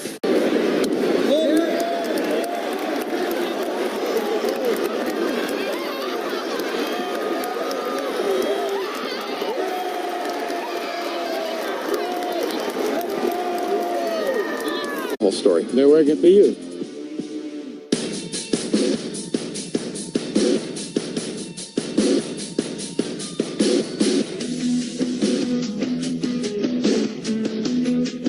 Brought to you in part by Corwell Health, reminding you together we can overcome any obstacle, fight any battle. Vinny Pasquantino takes a slider away, ball 1.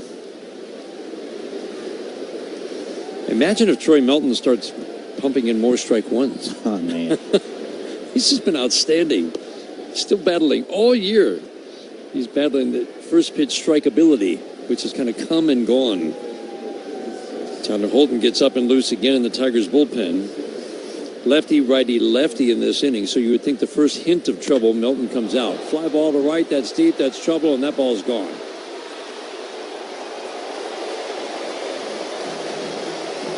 Only the 8th home run of the year for Vinny Pasquantino. There was little doubt there.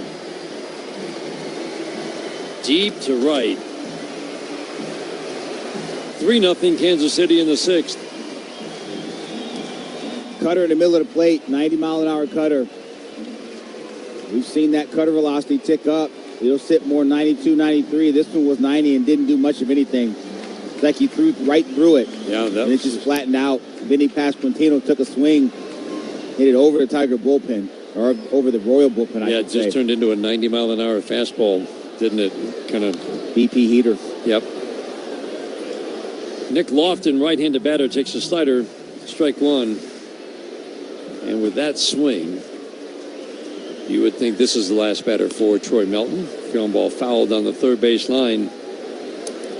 1 home run his previous 8 starts, covering almost 50 innings. 2 tonight in the last 6 batters. 3-0 Kansas City. The 0-2 swinging a foul back to the screen. You can tell he's just been fighting that landing spot. Very frustrating. A number of times, Bobby, that he's fallen off the first base side of the mound. Yeah, one of the things, I mean, obviously, we're not pitching coaches, but we do all these games, right? And these guys' mannerisms. And he's been way out of sorts.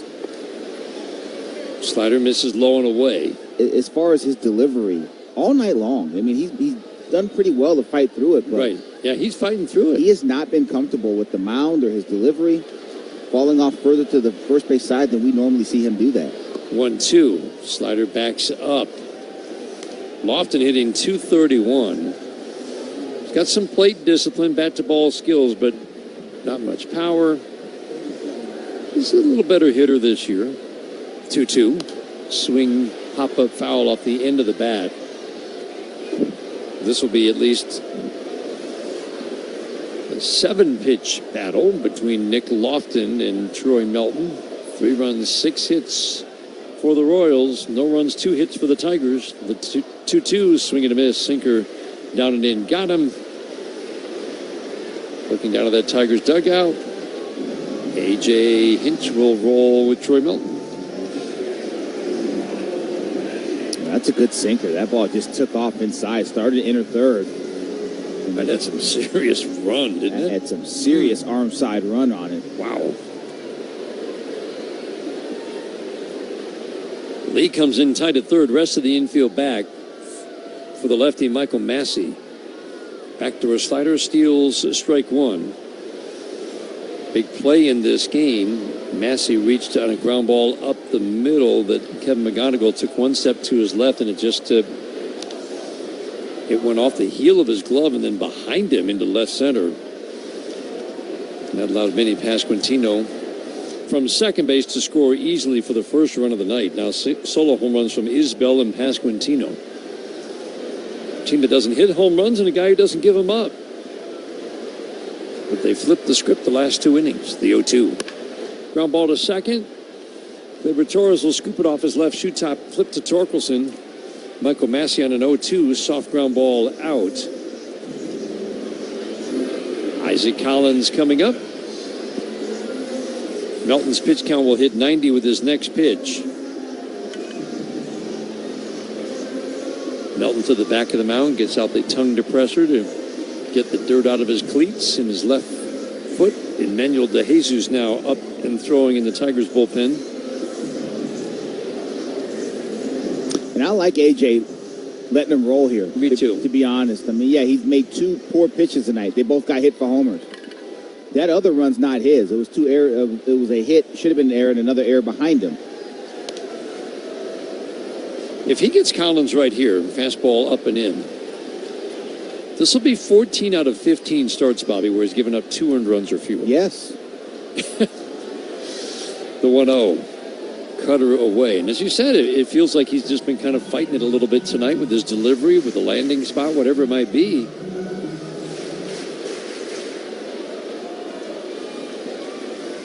And yet, here we are. Another terrific start in the end. Foul out of play, 2-1. And to your point, he won't want to hear it. But again, there's clearly some discomfort with the mound, the landing spot, whatever that looks like, fighting his delivery a little bit. And he made the 2 mistakes that got hit out of the ballpark. But you turn around, you get this out right here, you would have gone 6 complete innings, or 7 innings. Fastball up and away, 3-1. With two earned runs, yeah, that's a good outing. I think he's got to get Collins here to finish the night. I agree. De Jesus did just get up. 3-1. Lost him. Cutter away. That'll be the end of the night for Troy Melton. Unusual command issues. He doesn't usually walk batters. He has walked 3 in this game. His night will come to an end after 5 2/3. Lefty Isbell, who hit a home run off him last time up, will face a lefty. Tigers going to their bullpen. Royals have scored a run, 1 in each.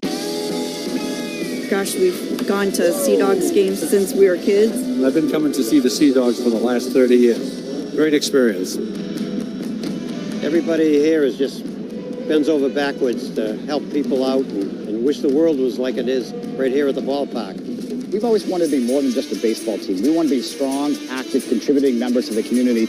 And I think that effort is seen by the people and the fans, and they want to support that effort.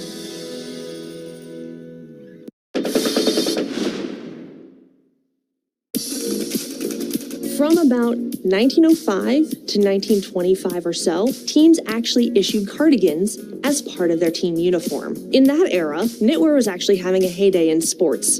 Think of ski sweaters or Argyle sweater vests on the Gulf Green. And baseball decided to jump on the bandwagon and create cardigans.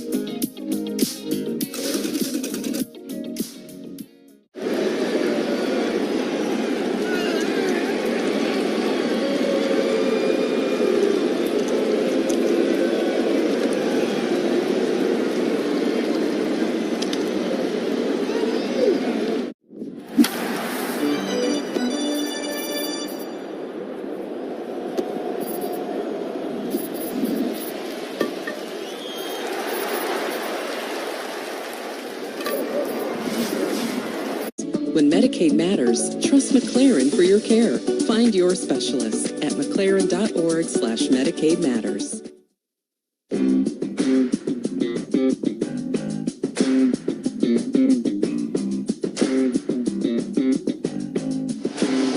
Pitch and change brought to you by your Southeast Michigan Ford dealers. Think Ford first. Every Tigers home run this year is a Little Caesars Pizza home run. Order online for delivery or Pizza Portal pickup. Emmanuel DeJesus takes over on the mound. Man on first, 2 outs. So lefty Kyle Isbell coming up. We saw Emmanuel DeJesus on the 18th against the Pirates. Threw 1 inning. Did give up a hit. Clean otherwise. Mid-90s fastball. He delivers 93. Down and away for a called strike 1 on Kyle Isbell. It's 4-pitch mix, 5-pitch mix, 2 and 4 seam fastball. Got a cutter, change up and a slider he'll mix in there, especially the left-handed hitter. Isbell's never hit lefties. Ground ball to short. McGonigal charges, throws from the grass in front of second base over to Torkelson at first. Isbell grounds out. Emmanuel DeJesus strands that runner. Oh, and he hammers one. High fly ball out to right center. Avi Ortiz has done it again. He's played 11 big league games, and he's got 4 homers, and now 8 driven in. 5-0 Nationals. Well, Avi Ortiz, just a sweet swing. It's so pretty. That bat comes through, the one-hand swing. I almost think, look, it's not as pretty as Will Clark, but it's there.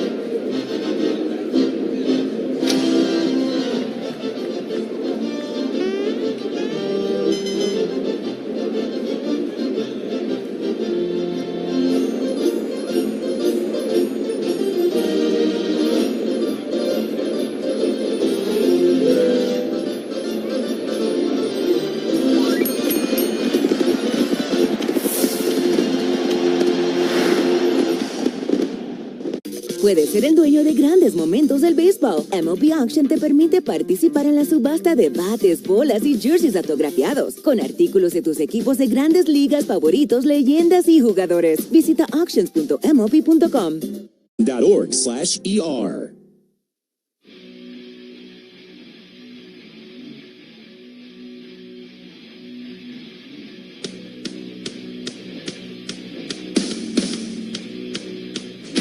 Change brought to you by the Sam Bernstein Law Firm.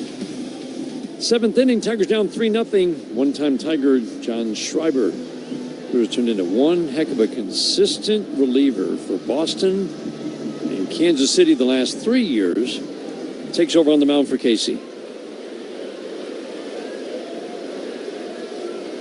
Side armor works over on the third base side of the rubber, infield back, except for third baseman Lofton. He's in tight. Sweeper away to Max Clark. 8-9-1 hitters. Clark, Baez, and Torres to face Schreiber here in the 7th. Yeah, Schreiber likes that sweeper. He'll throw it just as much as his 4-seamer, just under 30% of the time. 2-seam fastball cutter to go with it. Sinker away. Much harder thrower than he was with the Tigers. Fastball was 89 with the Tigers, now averages 94. The 2-0. Foul cutter under the hands. That's all Max Clark could do with it. He hit it foul over by the Kansas City dugout on the first base side.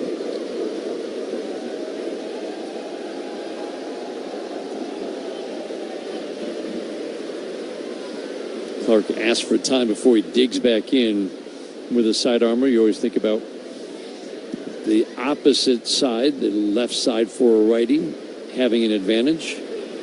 And that generally has been true for John Schreiber. Lefties have had a big edge against him most of his career. This year is certainly an 81 at-bats. They've hit .330 with power. And for the last 4 seasons, the 3-1 away. Max Clark draws a leadoff walk. So that means Matt Quatraro has to find a spot in the lineup where he knows he can get the advantage 2 out of 3, and this is the one spot that he picked because Javi Baez and Gleyber Torres are coming up. Neither will be lifted for a pinch hitter.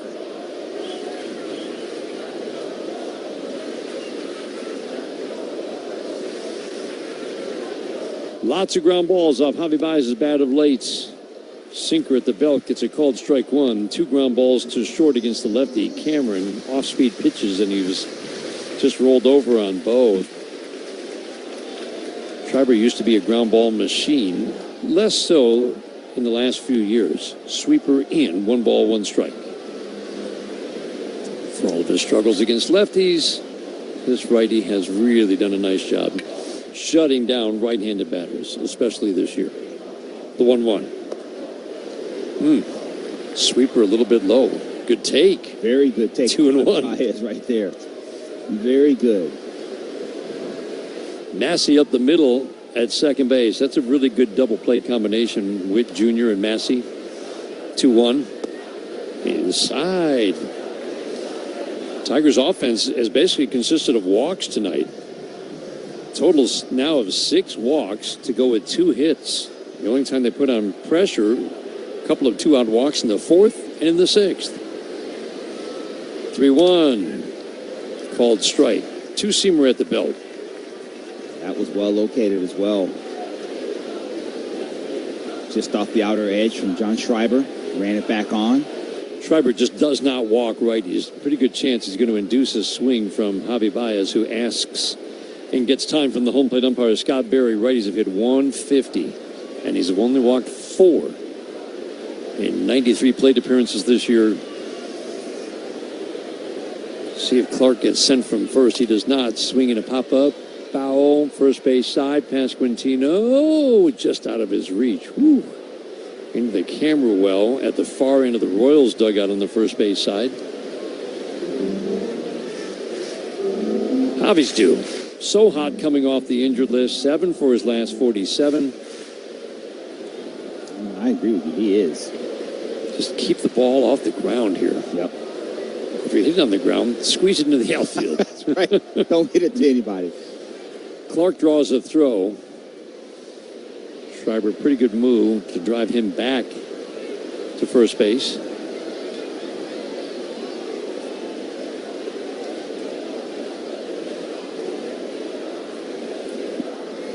Three-two, strike 3.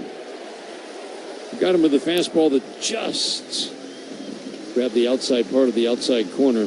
Perfect pitch. Let's pause for station identification on the Detroit Tigers Radio Network.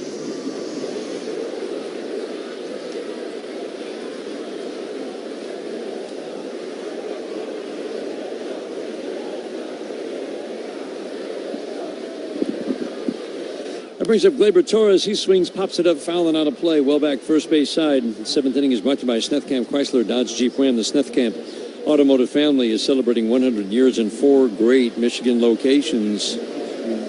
Remade Kansas City bullpen that has had its struggles this year. The strike 1, soft ground ball, deep third. Backhanded by Lofton. Plants, throws, 1 hopper, picked by Pasquantino. Oh, man, that's a play. Lofted, planted on the line. Hopped it to first.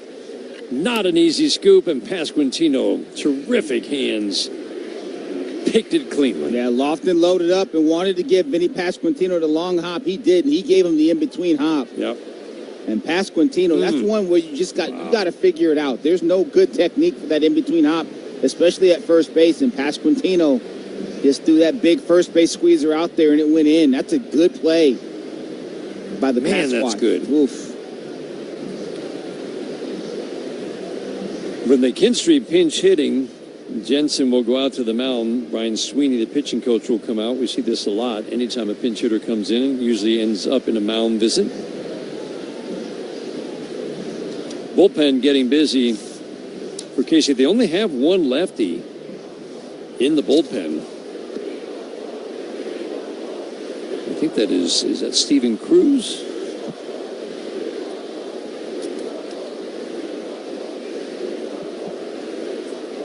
think it is. McKinstry at the plate. Tigers down 3-0. Swinging a fly ball to the gap in right center. That's going to drop for a base hit and get a run home. Rounding third, heading home. Max Clark scores easily. Zach McKinstry pinch hitting, jumps in the first pitch. Doubles up the right center field gap to get the Tigers on the board. Now trailing 3-1. There you go. Sometimes that's all you need. Just crack that scoreboard. Mound visit from Brian Sweeney, the Royals pitching coach.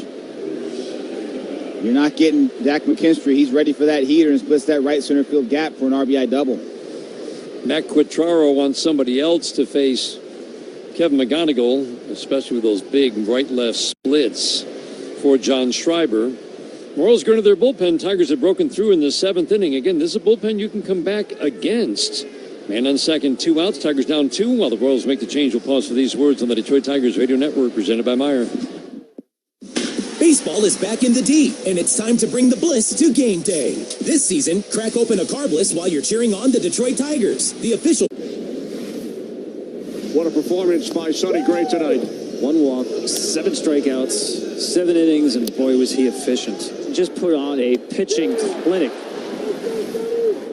Joey Cantillo, when he pitches like tonight, gives you reason to dream. Went 6 innings of 1-hit baseball. Walked 3, struck out 7, allowed 1 run. Left center field. Tolbert dives, and he got it. Takes the perfect angle. Great speed, great athleticism, able to dive and land directly on his chest. That's a highlight reel catch if I've ever seen one. Reed Detmer's incredibly good tonight. 8 innings, 2 hits, no walks, 11 strikeouts, and no runs. It's gone! It is gone! It is gone! 3 homers for Baez. Major League history at Wrigley Field. Puedes ser el dueño de grandes momentos del béisbol. MLB Auction te permite participar en la subasta de bates, bolas y jerseys autografiados, con artículos de tus equipos de grandes ligas favoritos, leyendas y jugadores. Visita auctions.mlb.com.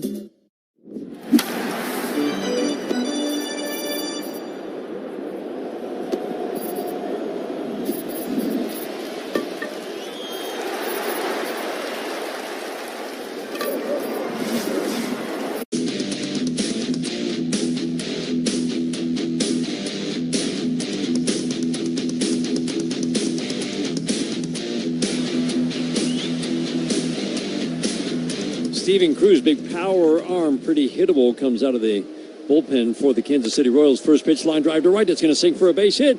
McKinstry around third, coming home. Caglione has a big arm. Third of the plate, 1 hopper. No, didn't get him in time. Head first slide gets McKinstry across the plate. Man, we've seen Caglione throw out base runners at the plate. He almost did it again. McKinstry beats the throw, and the Tigers are down 1, 3-2. When out ball was hit the right, you know Billy Boyer has to send him right there. You got to do something. Caglione was in pretty deep right field. Zach McKinstry, absolutely fantastic secondary lead and an excellent job cutting that corner at third base to just get ahead of that throw. That play should not have been near as close as it was, but because Caglione has an howitzer in right field is the only reason it was. Wow. We saw him put on a display with that right arm earlier this year at Comerica Park. And I was a little worried when he let it fly, Bobby. God, his throws are so accurate. That's the thing, Dan. 1-0 is low. 2-0 on Dylan Dingler. I mean, there's been guys over the course of history that have howitzers, but they might throw it to double Z.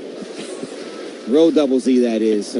Caglione, I don't know that he's missed a corner of a bag in any game he's played against us this year. No. Dingler swings and pops it up. Shallow center. Isbell charging. He'll slide and make the catch. Going down to the ground. Caught it with the glove a foot off the ground. Dingler almost blooped it in. It would have scored a run. Instead, it's the third out here in the 7th. Tigers pick up 2. 2 big 2-out RBI hits from Zach McKinstry. The MLB app. Yeah, it's got game. This game. These games. All the games. Pre-game. Post-game. And everything in between. This is baseball your way. With real-time stats, scores, breaking news, and custom content that hits every time. Because you choose the teams and pick the players you want to follow. So when they catch it on the field, you catch it on the app. Te encantan los jugadores. Te encanta el juego. ¡Y se fue! Ahora puedes ser el dueño de grandes momentos del béisbol. MLB Auction te permite participar en la subasta de bates, bolas, jerseys autografiados y más, con artículos de tus equipos de grandes ligas favoritos, leyendas y jugadores agregados toda la temporada. Cada artículo es autenticado por MLB para asegurar que lo que llega directamente a tu hogar es original. ¿Quieres una parte del juego? Visita auctions.mlb.com.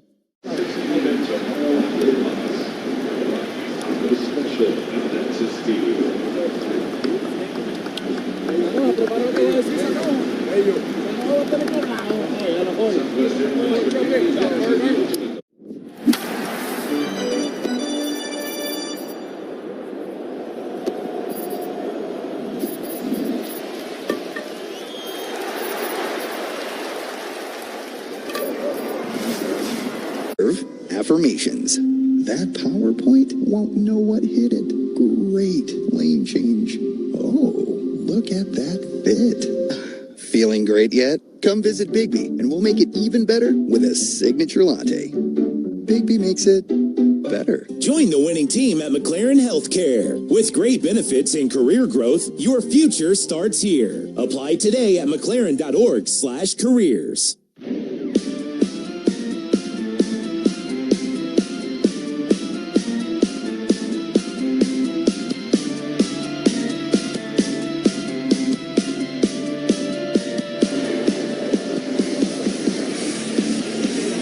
And change much of our Southeast Michigan Ford dealers. Top of the order, Jensen, Witt Jr., Caglione, two lefties, so Tyler Holton comes into the game. Tigers have just scored 2 to make it a 3-2 game. What else? A 1-run game. Tigers and Kansas City Royals. Carter Jensen swings and misses at a fastball, and that's a third-round pick 5 years ago out of high school here in Kansas City. A local product. He had terrific debut last year. Just 60 at-bats, but got everybody excited. He's a top prospect in all of baseball, coming in, top 20 prospect in baseball. And it's been a bit of an up-and-down year. But there are still high hopes for what Carter Jensen, who's a catcher, might do at the plate as his career progresses. Yeah, I mean, listen, you're not just going to burst on the scene and do what Kevin McGonigal did. There's a progression to this thing. 2-1, Cutter takes it, 3-1. You talk to people around the organization here in Kansas City, they're high on him. Obviously, they moved Freddie Fermin, a long-time, very reliable major league catcher, to make room for him. 3-1, fly ball, center field, deep, trouble, gone.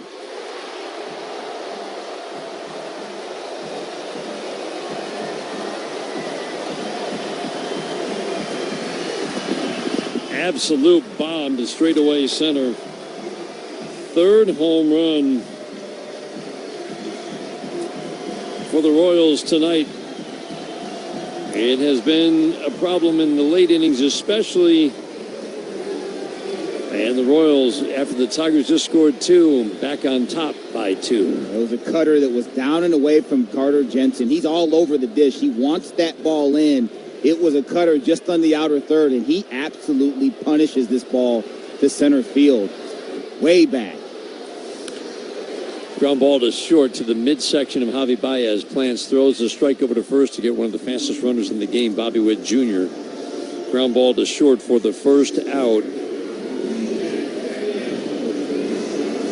We've said it a lot. Tigers have been top 3 all year. Top 3 in the American League in fewest home runs allowed. But man, do they come at the wrong time in the late innings. Swing and a miss. Caglione at the plate. Looking at late and close situations. Tigers bullpen, which ranks 5th by ERA. And you can tell how good a bullpen is. A staff is. Swing and a miss, 0-2.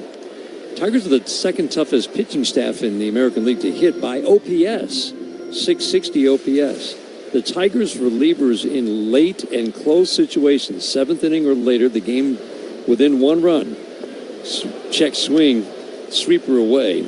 wipes out Caglione, are dead last in the American League with a 780 opponent's OPS, and they have allowed by far the most home runs in the seventh inning or later in close games, as in one-run games.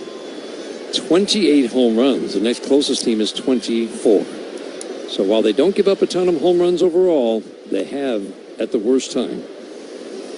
Cutter in and on the inside corner to Salvador Perez.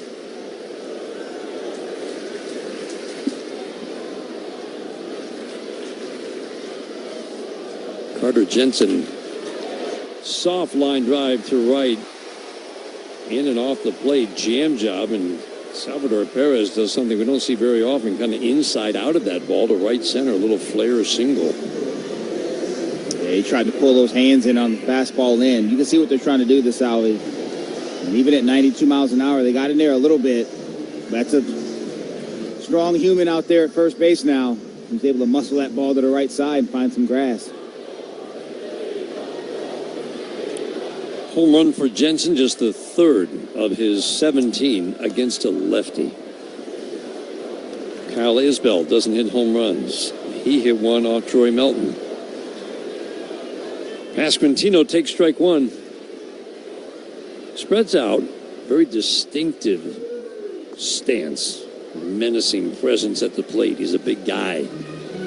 Takes a pitch in the dirt. 1 ball, 1 strike. He's got that left foot at the back of the batter's box. Open stance, windmills that bat around. Knees are slightly flexed, and then he bends at the waist, hangs out over the plate, extends the hands away from the left shoulder as he cocks the bat over it. Swings and misses at a sweeper down and away, 1-2. Dan, I feel like his hands are lower and out further away than I remember. Maybe a small adjustment from Pasquantino. Try to get something going here in the later stages of 2026 here. In a home run his last time up, he does not hit lefties, the 1-2. Soft tap foul on the ground behind home plate. He just hasn't really all year. And for the last couple of years, lefties definitely limit his productiveness. But, man, 32 home runs, 790 OPS last year, 760 each of the previous 2 years. Power growing year by year, and this year, everything is just off. 240, low power. The 1-2. Swinging a pop-up to third base. Kevin McGonigal will make the catch. Pasquantino pops out. Big add-on run on the Carter Jensen home run, his 17th of the year. We head to the 8th. 4-2 Royals on the Detroit Tigers Radio Network, presented by Meyer. Even if you're top dog, sometimes this game can be rough. Now, look at you there. Whoa! It's like a stage dive at a concert. Well, this is E3 all the way, but you wonder if the bat head really distracted him. Now that's what you call really struggling. Got a Simeon, and Simeon can't make the catch. Quit stepping on me. I'm just trying to do my job. No, hey! No, what are we doing? Pure pandemonium. But other times, baseball can throw you a bone. Bouncing ball up the middle, diving stop, Massey, a flip, in and out! Walker to the track, to the wall, he got it! Mangum hauls it in. Simply says that. Long run, Meckler, he dives, he caught it! Merrill sprinting back, jumps and makes a catch. Dell flies it to right, Thomas moving back, still going, leaping, try! Oh, he caught it! Oh my goodness, he caught it! How about that? Puedes ser el dueño de grandes momentos del béisbol. MLB Auction te permite participar en la subasta de bates, bolas y jerseys autografiados, con artículos de tus equipos de grandes ligas favoritos, leyendas y jugadores. Visita auctions.mlb.com.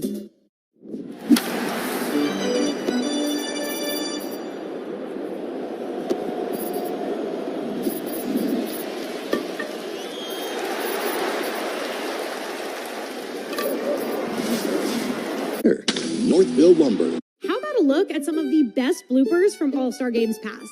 Watch the reaction of John Kruk. Heart is palpitating a bit. Don't throw the ball away!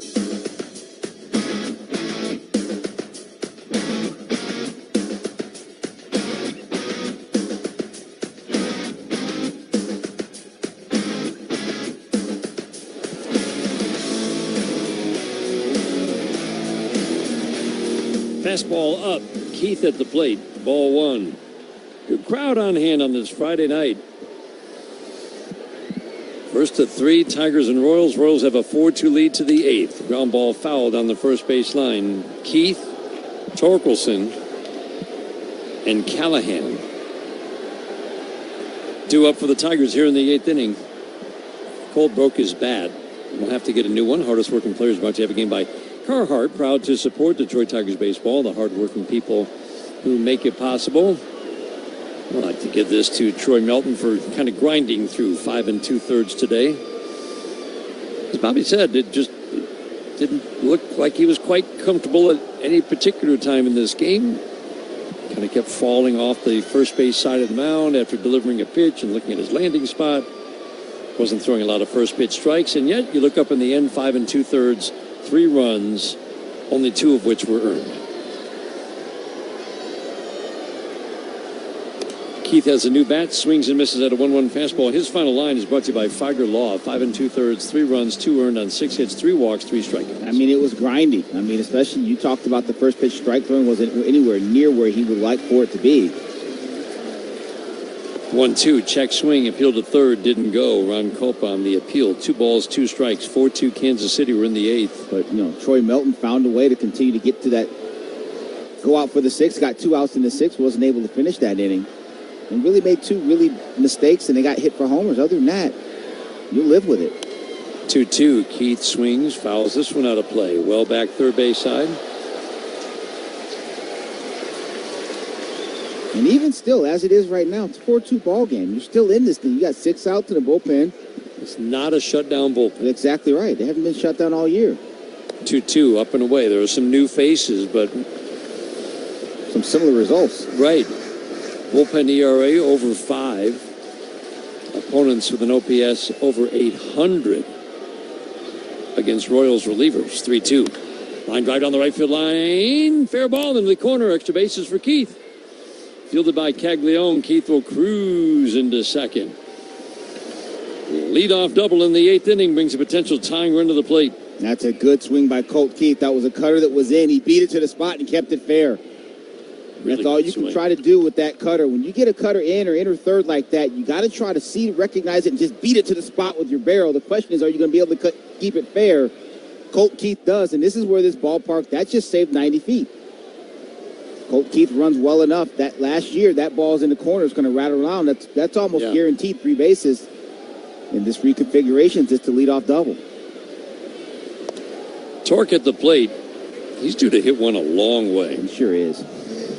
3 walks tonight for Torque. He takes a breaking ball low and away. This righty doesn't really shut down righties or lefties. Lefties hit him for more power. Righties hit him for higher average. 1-0. Swinging a little pop fly to shallow center field. Well, this will carry away. This will go out to Isbell. Makes the catch. Keith will tag and scoot over to third. Throw goes all the way through, but he makes it easily. I'm being fooled by the sound or lack thereof of the ball off the bat, but that ball carried out a good 360, 70 feet. And that ball was hit just off the end of the bat. He gets it a little closer to the barrel, about half a ball. Maybe talking about something else. Royals will give up the run, play the infield back. They'll trade it out for a run. Brett Callahan swings at the first pitch. He's very aggressive. We've seen that. Swings and fouls it out of play. Pinch hit for Ben Malgeri in the 6th inning. Popped out with a couple of men on. It's a big run to pick up at third. Yes, it is. The strike 1. Soft tap foul. Good slider under the bat. Brett Callahan worked a lot on his swing, telling Bobby and I on the road trip in Pittsburgh that it was all about getting movement out of his swing. Yeah. Had a big leg kick, an inconsistent leg kick, which caused a lot of head movement. The 0-2 away. When your head is moving, that means your eyes are moving. So even on a flat fastball, straight flat fastball, there's a boatload of head movement. Your eyes are moving around. That thing's moving around and dancing as well. Went to work hard, make that more consistent, and the results have followed. The 1-2. Strike 3. He froze him with a 98-mile-an-hour fastball. A tough sequence there for Callahan. Slider, foul, slider, foul, slider, ball. Heater, 98. Just locked him up away. That's a good pitch. 8th inning is brought to you by Varsity Ford. Visit Varsity Ford in Ann Arbor. That brings up Max Clark. First pitch fastball way off the mark. In. 0 for 2 for Clark with a walk. He scored a run last inning when the Tigers scored 2 RBIs for McKinstry and McGonigal.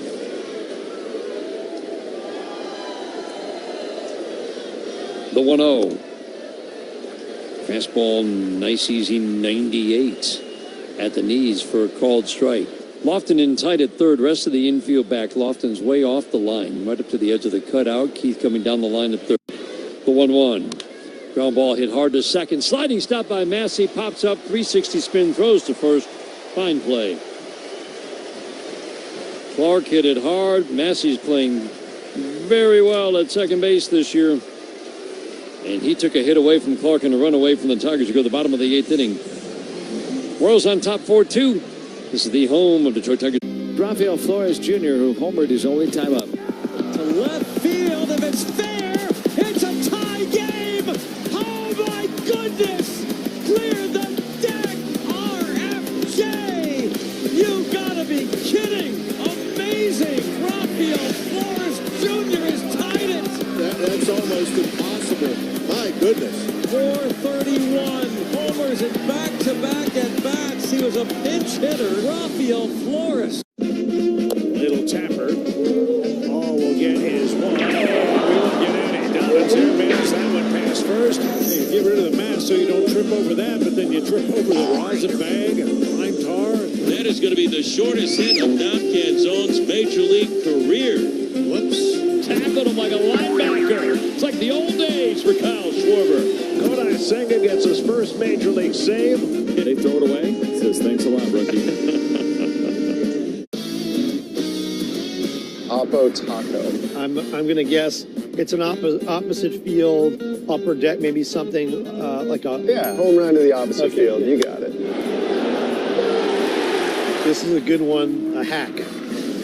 I don't know. I mean, is it the same as like the layman's term hack, like a bad chef? You've guessed correctly. Okay. Someone's a hack, you know, someone that's just nailing it in. Yeah. They're not putting their heart into it.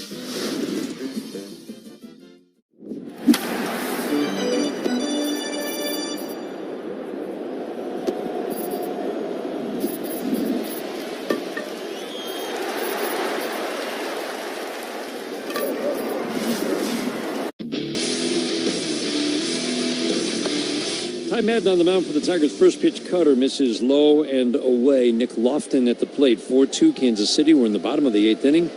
Check some scores from the 1-800-CALL-SAM Studio Scoreboard. Brought to you by Meijer, the official grocery retailer of the Detroit Tigers radio network. Ground ball chopped to the left side.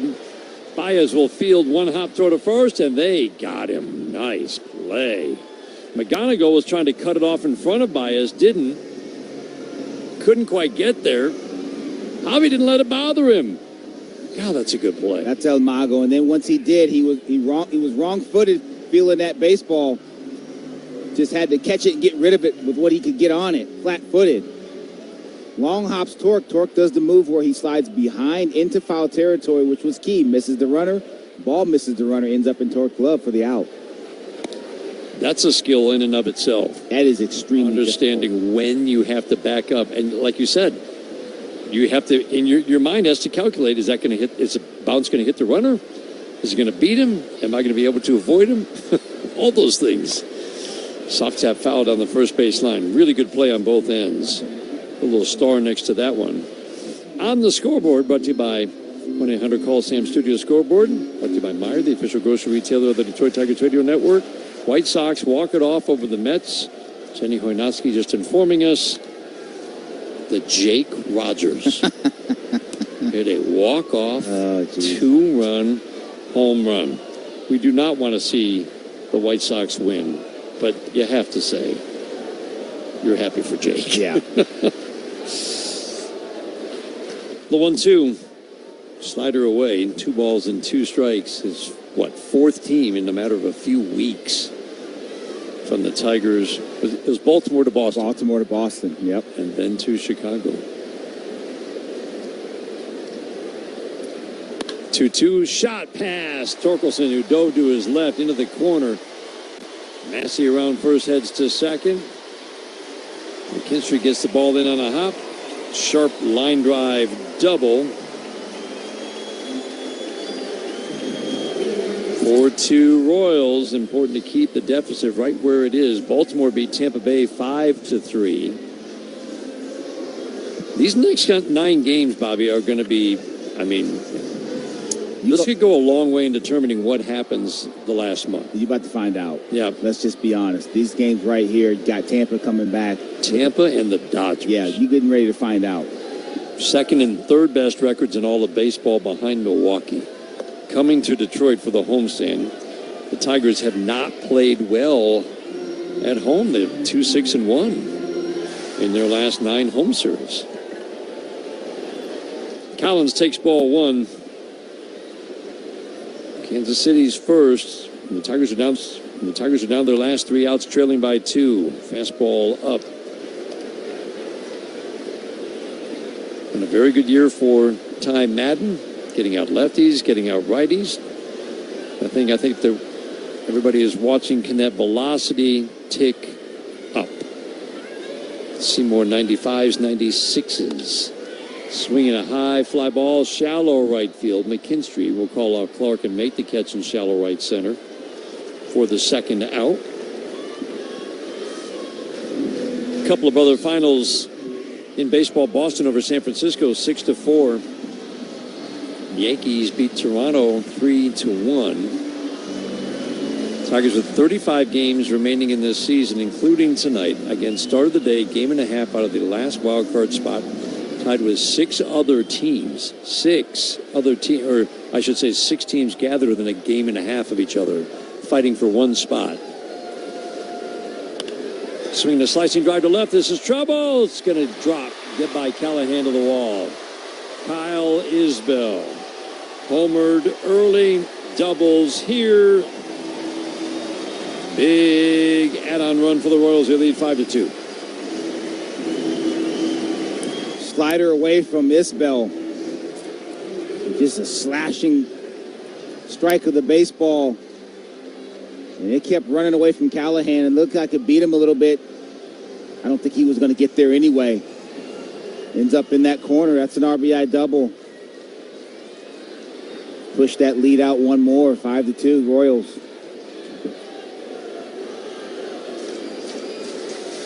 Couple of doubles against Ty Madden.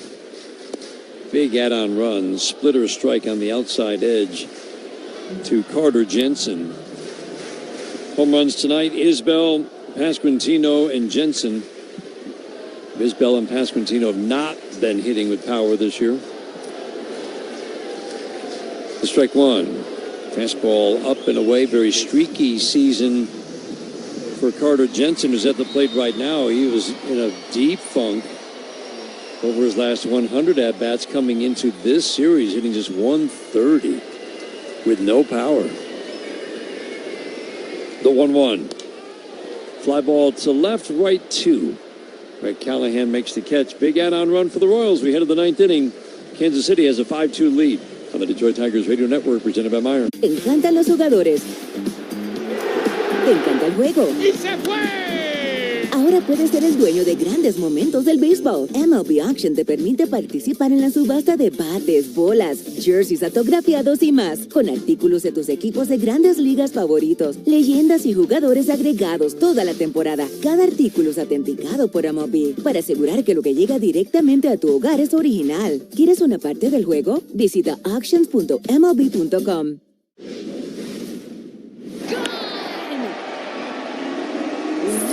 Attack for a 2-run homer and a 4-2 A's lead. Gone! Matt Olson with a 3-run home run. His 36th of the season, and the Braves jump in front 5-2. And Logan Henderson, with 7 innings here this afternoon at Dodger Stadium, will leave this game with a 4-1 lead. A sensational performance from Logan here today in Southern California. Deep right center field. Giddy up, baby. God, a 2-run homer for Ben Rice. And just like that, a 4-2 Yankee lead here in the 10th. Noah Cameron has his first big league shutout, a 1-hit shutout. That's exactly what he wanted.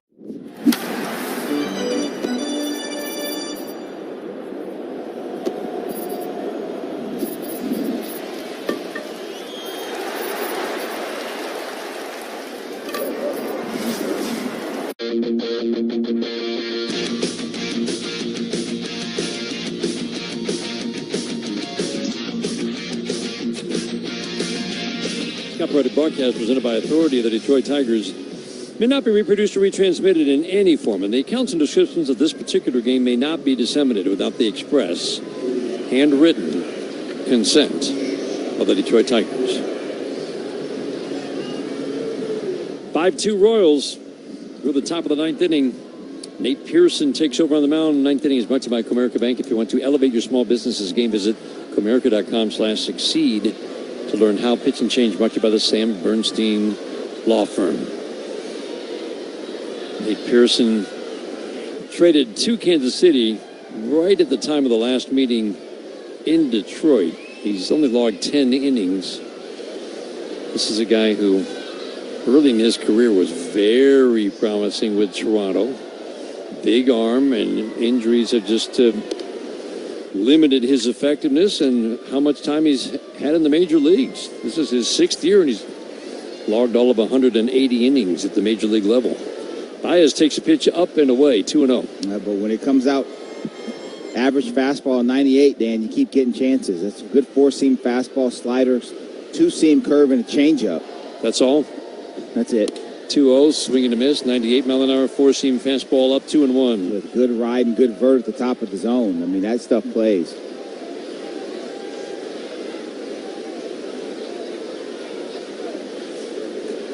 Picked up in a trade with the Astros in late July.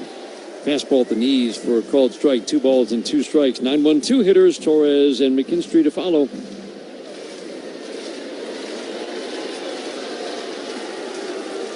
Big righty, 2-2. Bounces a slider in the dirt away. 2 gigantic misses. And between that and the injuries, that's why you only have as many innings as he has over the last 6 years. 3-2. Fastball rides on the hands, jammed. Baez fouls it out of play. Walk rate's always been high. 10 innings with Kansas City, 20 innings with Houston. Walk rate at 5. 3-2 is swinging a long foul fly. That's a nice quick bat for Javi. 99 up and in. He pulled it fouled on the left field line, but he was out ahead of that. He was.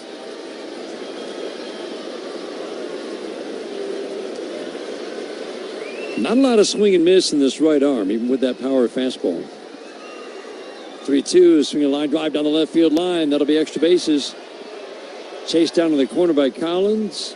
Javi Baez will cruise into second. Leadoff double here in the 9th. Tigers need base runners down 3. Yeah, good at bat by Javi right there. Sure was. Found a way to get a slider in the middle of the zone. Good flat swing to it. Hooks it in that left field corner. He'll take that. Leadoff double. Lineup turns over. Torres, McKinstry, McGonigal. Tigers 2 runs scored in the 7th inning. RBI hits for McKinstry and McGonigal. McKinstry with a double, McGonigal with a single. First pitch to Glaber, swinging a ground ball.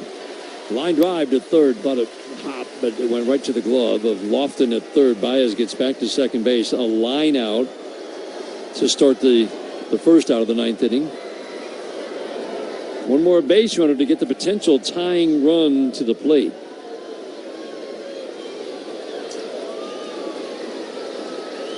Not a lot of at-bats. But this righty, Nate Pearson, tougher He's faced a lot more lefties, much tougher on lefties than righties. First pitch, back foot curveball, misses down and into McKinstry. Only one at bat, came in as a pinch hitter. The RBI double in the 7th inning. He takes ball 1.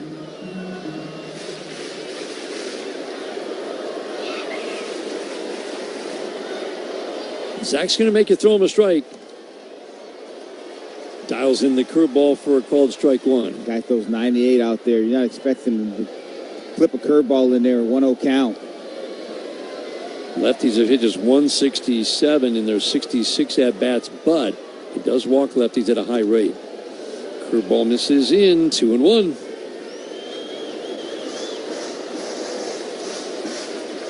Royals pitchers as a staff, bottom 3 in walks issued this year, the lowest strikeout rate in the American League, 2-1. Ground ball chopped softly to first, past Quintino, charges waist-high, bouncer, crosses the bag with his right foot. Tigers are down to their last out. Baez scoots over to third. Brings up Kevin McGonigal. And a good turnout on the Friday night. Crowd gets on their feet here at Kauffman Stadium.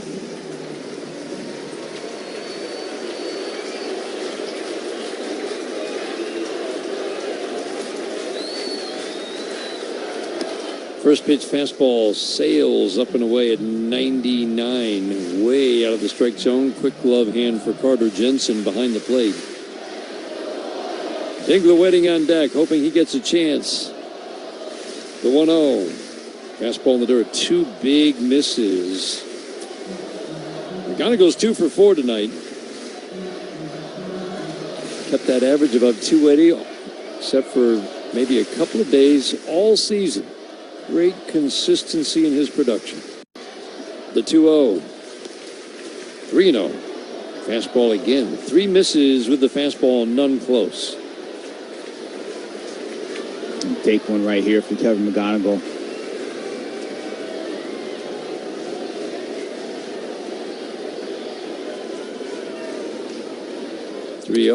Zips the fastball.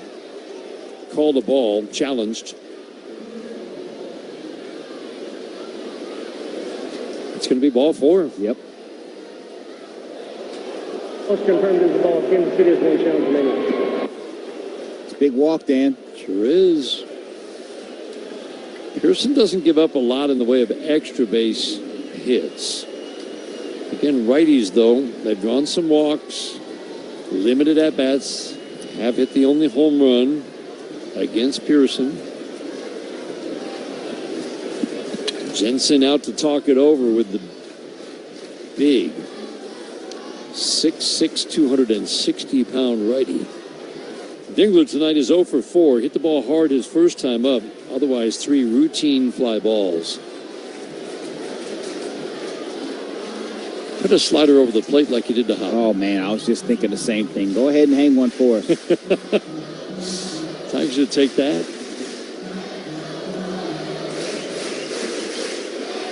Baez a runner at third. McGonigal at first. Tigers down to their last out. Dylan Dingler at the plate. He's due.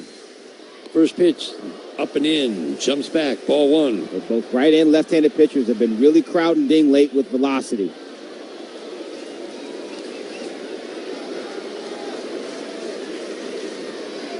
Two Royals. 2 outs in the 9th. The 1-0. Up and in. Foul ball. Foul ball, yeah. Because it hit the catcher Jensen, who went down on all 4s for a moment. Just ticked the bat. Redirected into the catcher.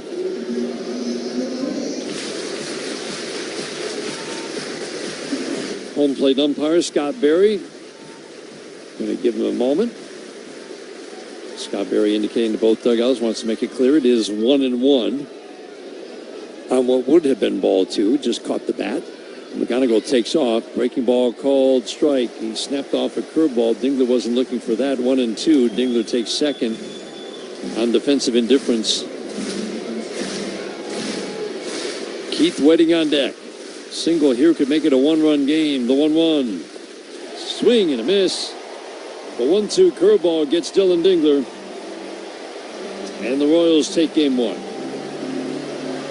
Home run power for the Royals in the middle innings. Turn this game Our final score, the Kansas City Royals take game 1 of the 3-game weekend series, 5-2. There are trucks, and then there's the 2026 GMC Sierra, with the capability to handle what life throws your way. That's the GMC Sierra, where power meets precision in a truck that leads where it matters most. GMC Sierra, it's the truck. We are professional grade. Michigan residents get $1,000 lease cash on a 2026 Sierra Light Duty Elevation Crew Cab with a TurboMax engine. And now well-qualified GM employees with a current eligible GMC lease use it to get a 24-month ultra-low mileage lease for $199 per month with $41.09 due at signing. That's $199 per month with $41.09 due at signing. Must be a current lessee of a 2021 model year or newer Buick or GMC vehicle through GM Financial for at least 30 days prior to the new vehicle sale. Tax, title, license, dealer fees extra. No security deposit required. Mileage charge of 25 cents a mile. You could describe Tulsa as a big, small town or a small, big city. Tulsa is a very mixed city of arts and film and sports. I mean, it's a true melting pot of all kinds of things. Professional baseball in Tulsa, it's actually older than the state of Oklahoma. It's nice to play in front of, fans that you see on a daily basis. Te encantan los jugadores. Te encanta el juego. ¡Y se fue! Ahora puedes ser el dueño de grandes momentos del béisbol. MLB Auction te permite participar en la subasta de bates, bolas, jerseys autografiados y más, con artículos de tus equipos de grandes ligas favoritos, leyendas y jugadores agregados toda la temporada. Cada artículo es autenticado por MLB para asegurar que lo que llega directamente a tu hogar es original. ¿Quieres una parte del juego? Visita auctions.mlb.com. All your favorite games from MLB Play are back, bigger, bolder, and better than ever. Test your skills with daily puzzles like MLB Pickle, the Ultimate Mystery Player Challenge, and Immaculate Grip, where stats and strategy collide. Then in Spinball, build your roster, take on your friends, and compete for the weekly prize. Or be the first to beat the streak and hit your way to the $5.6 million jackpot. Plus, the all-new Daily Walk-Off. Lock in your players by category for the walk-off win. The game's official home for games is MLB Play, only on the MLB app and MLB.com.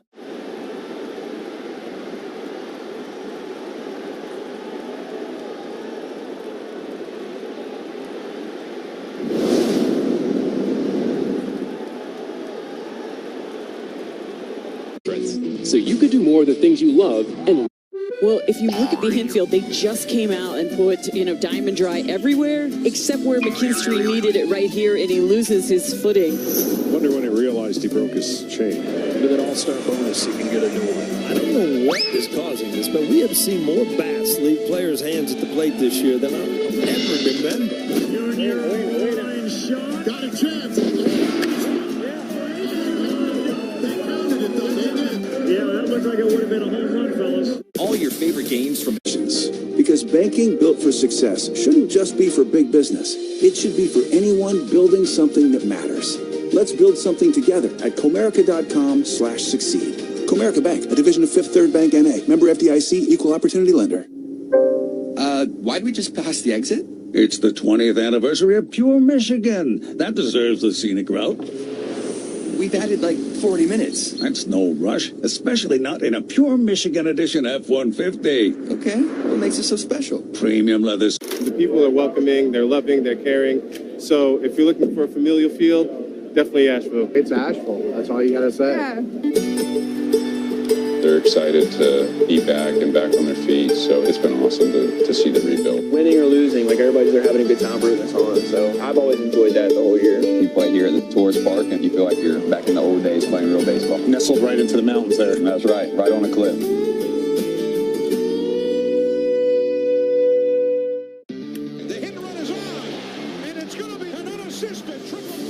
How do you go from a triple play to a two-way star through a bracelet and a babe? Find out on Hall of Fame Connections.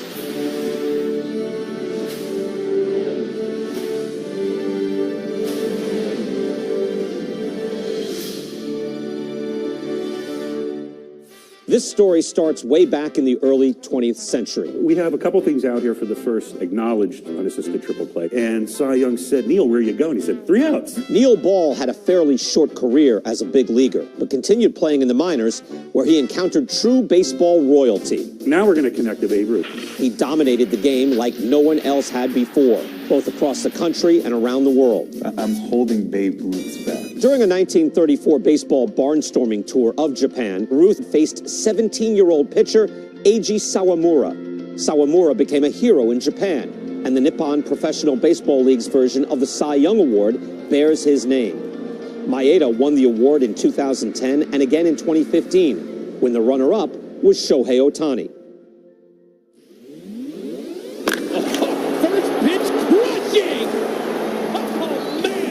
Like the 3 outs of a triple play.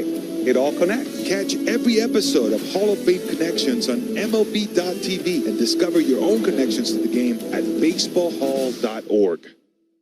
What it's going to take. You're going to have to get dumb hot here late. Yep. And fight off a bunch of other teams. And that's the other complicating factor when you get to this point in the season and you're chasing that wild card. It's not just 1 or 2 teams. Right now, there's 6 teams that are in the mix. Tigers still one of them, believe it or not. Right. But you're going to have to find a way to right the ship, get a win tomorrow, and then you're going to have to go on a run. You're going to have to win 8 out of 10, 9 out of 11, something like that. Yeah, at some point, you have to. You have to. It has to happen right now. And we talked about the stretch they got coming up as they finish this series and then going home to Comerica. To get to 82 wins, and 82 wins might take it. Let's say it takes 82 wins to get that last wild card spot, because everybody chasing it right now is below 500. Yep.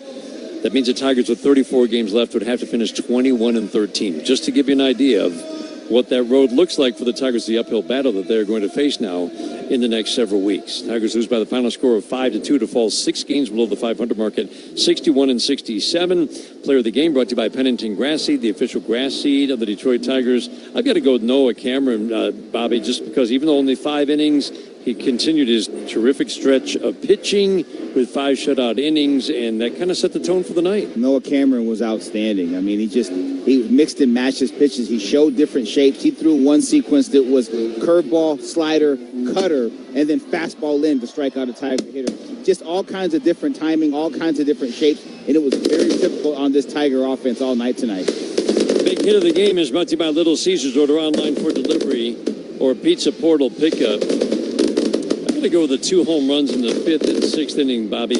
Kyle Isbell, 4 home runs all year, hit his 5th. And Vinny Pasquantino hit 30 last year, only has 7 this year in full-time playing time.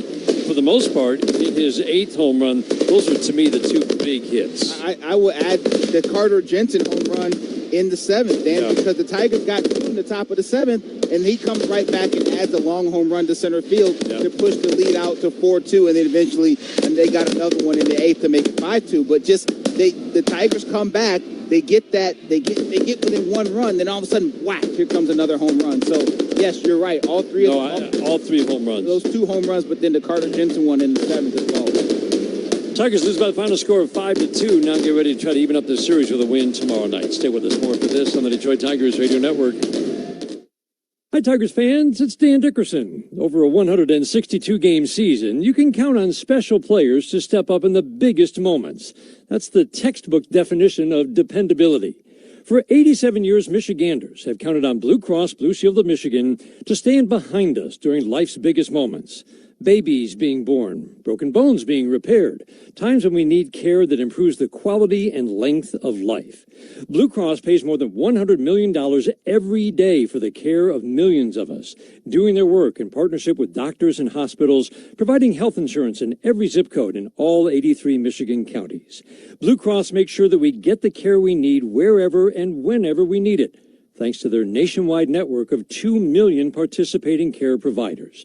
Standing behind us every day for 87 years. When you can rely on a company to be there for you again and again, that's dependability. That's Blue Cross Blue Shield of Michigan.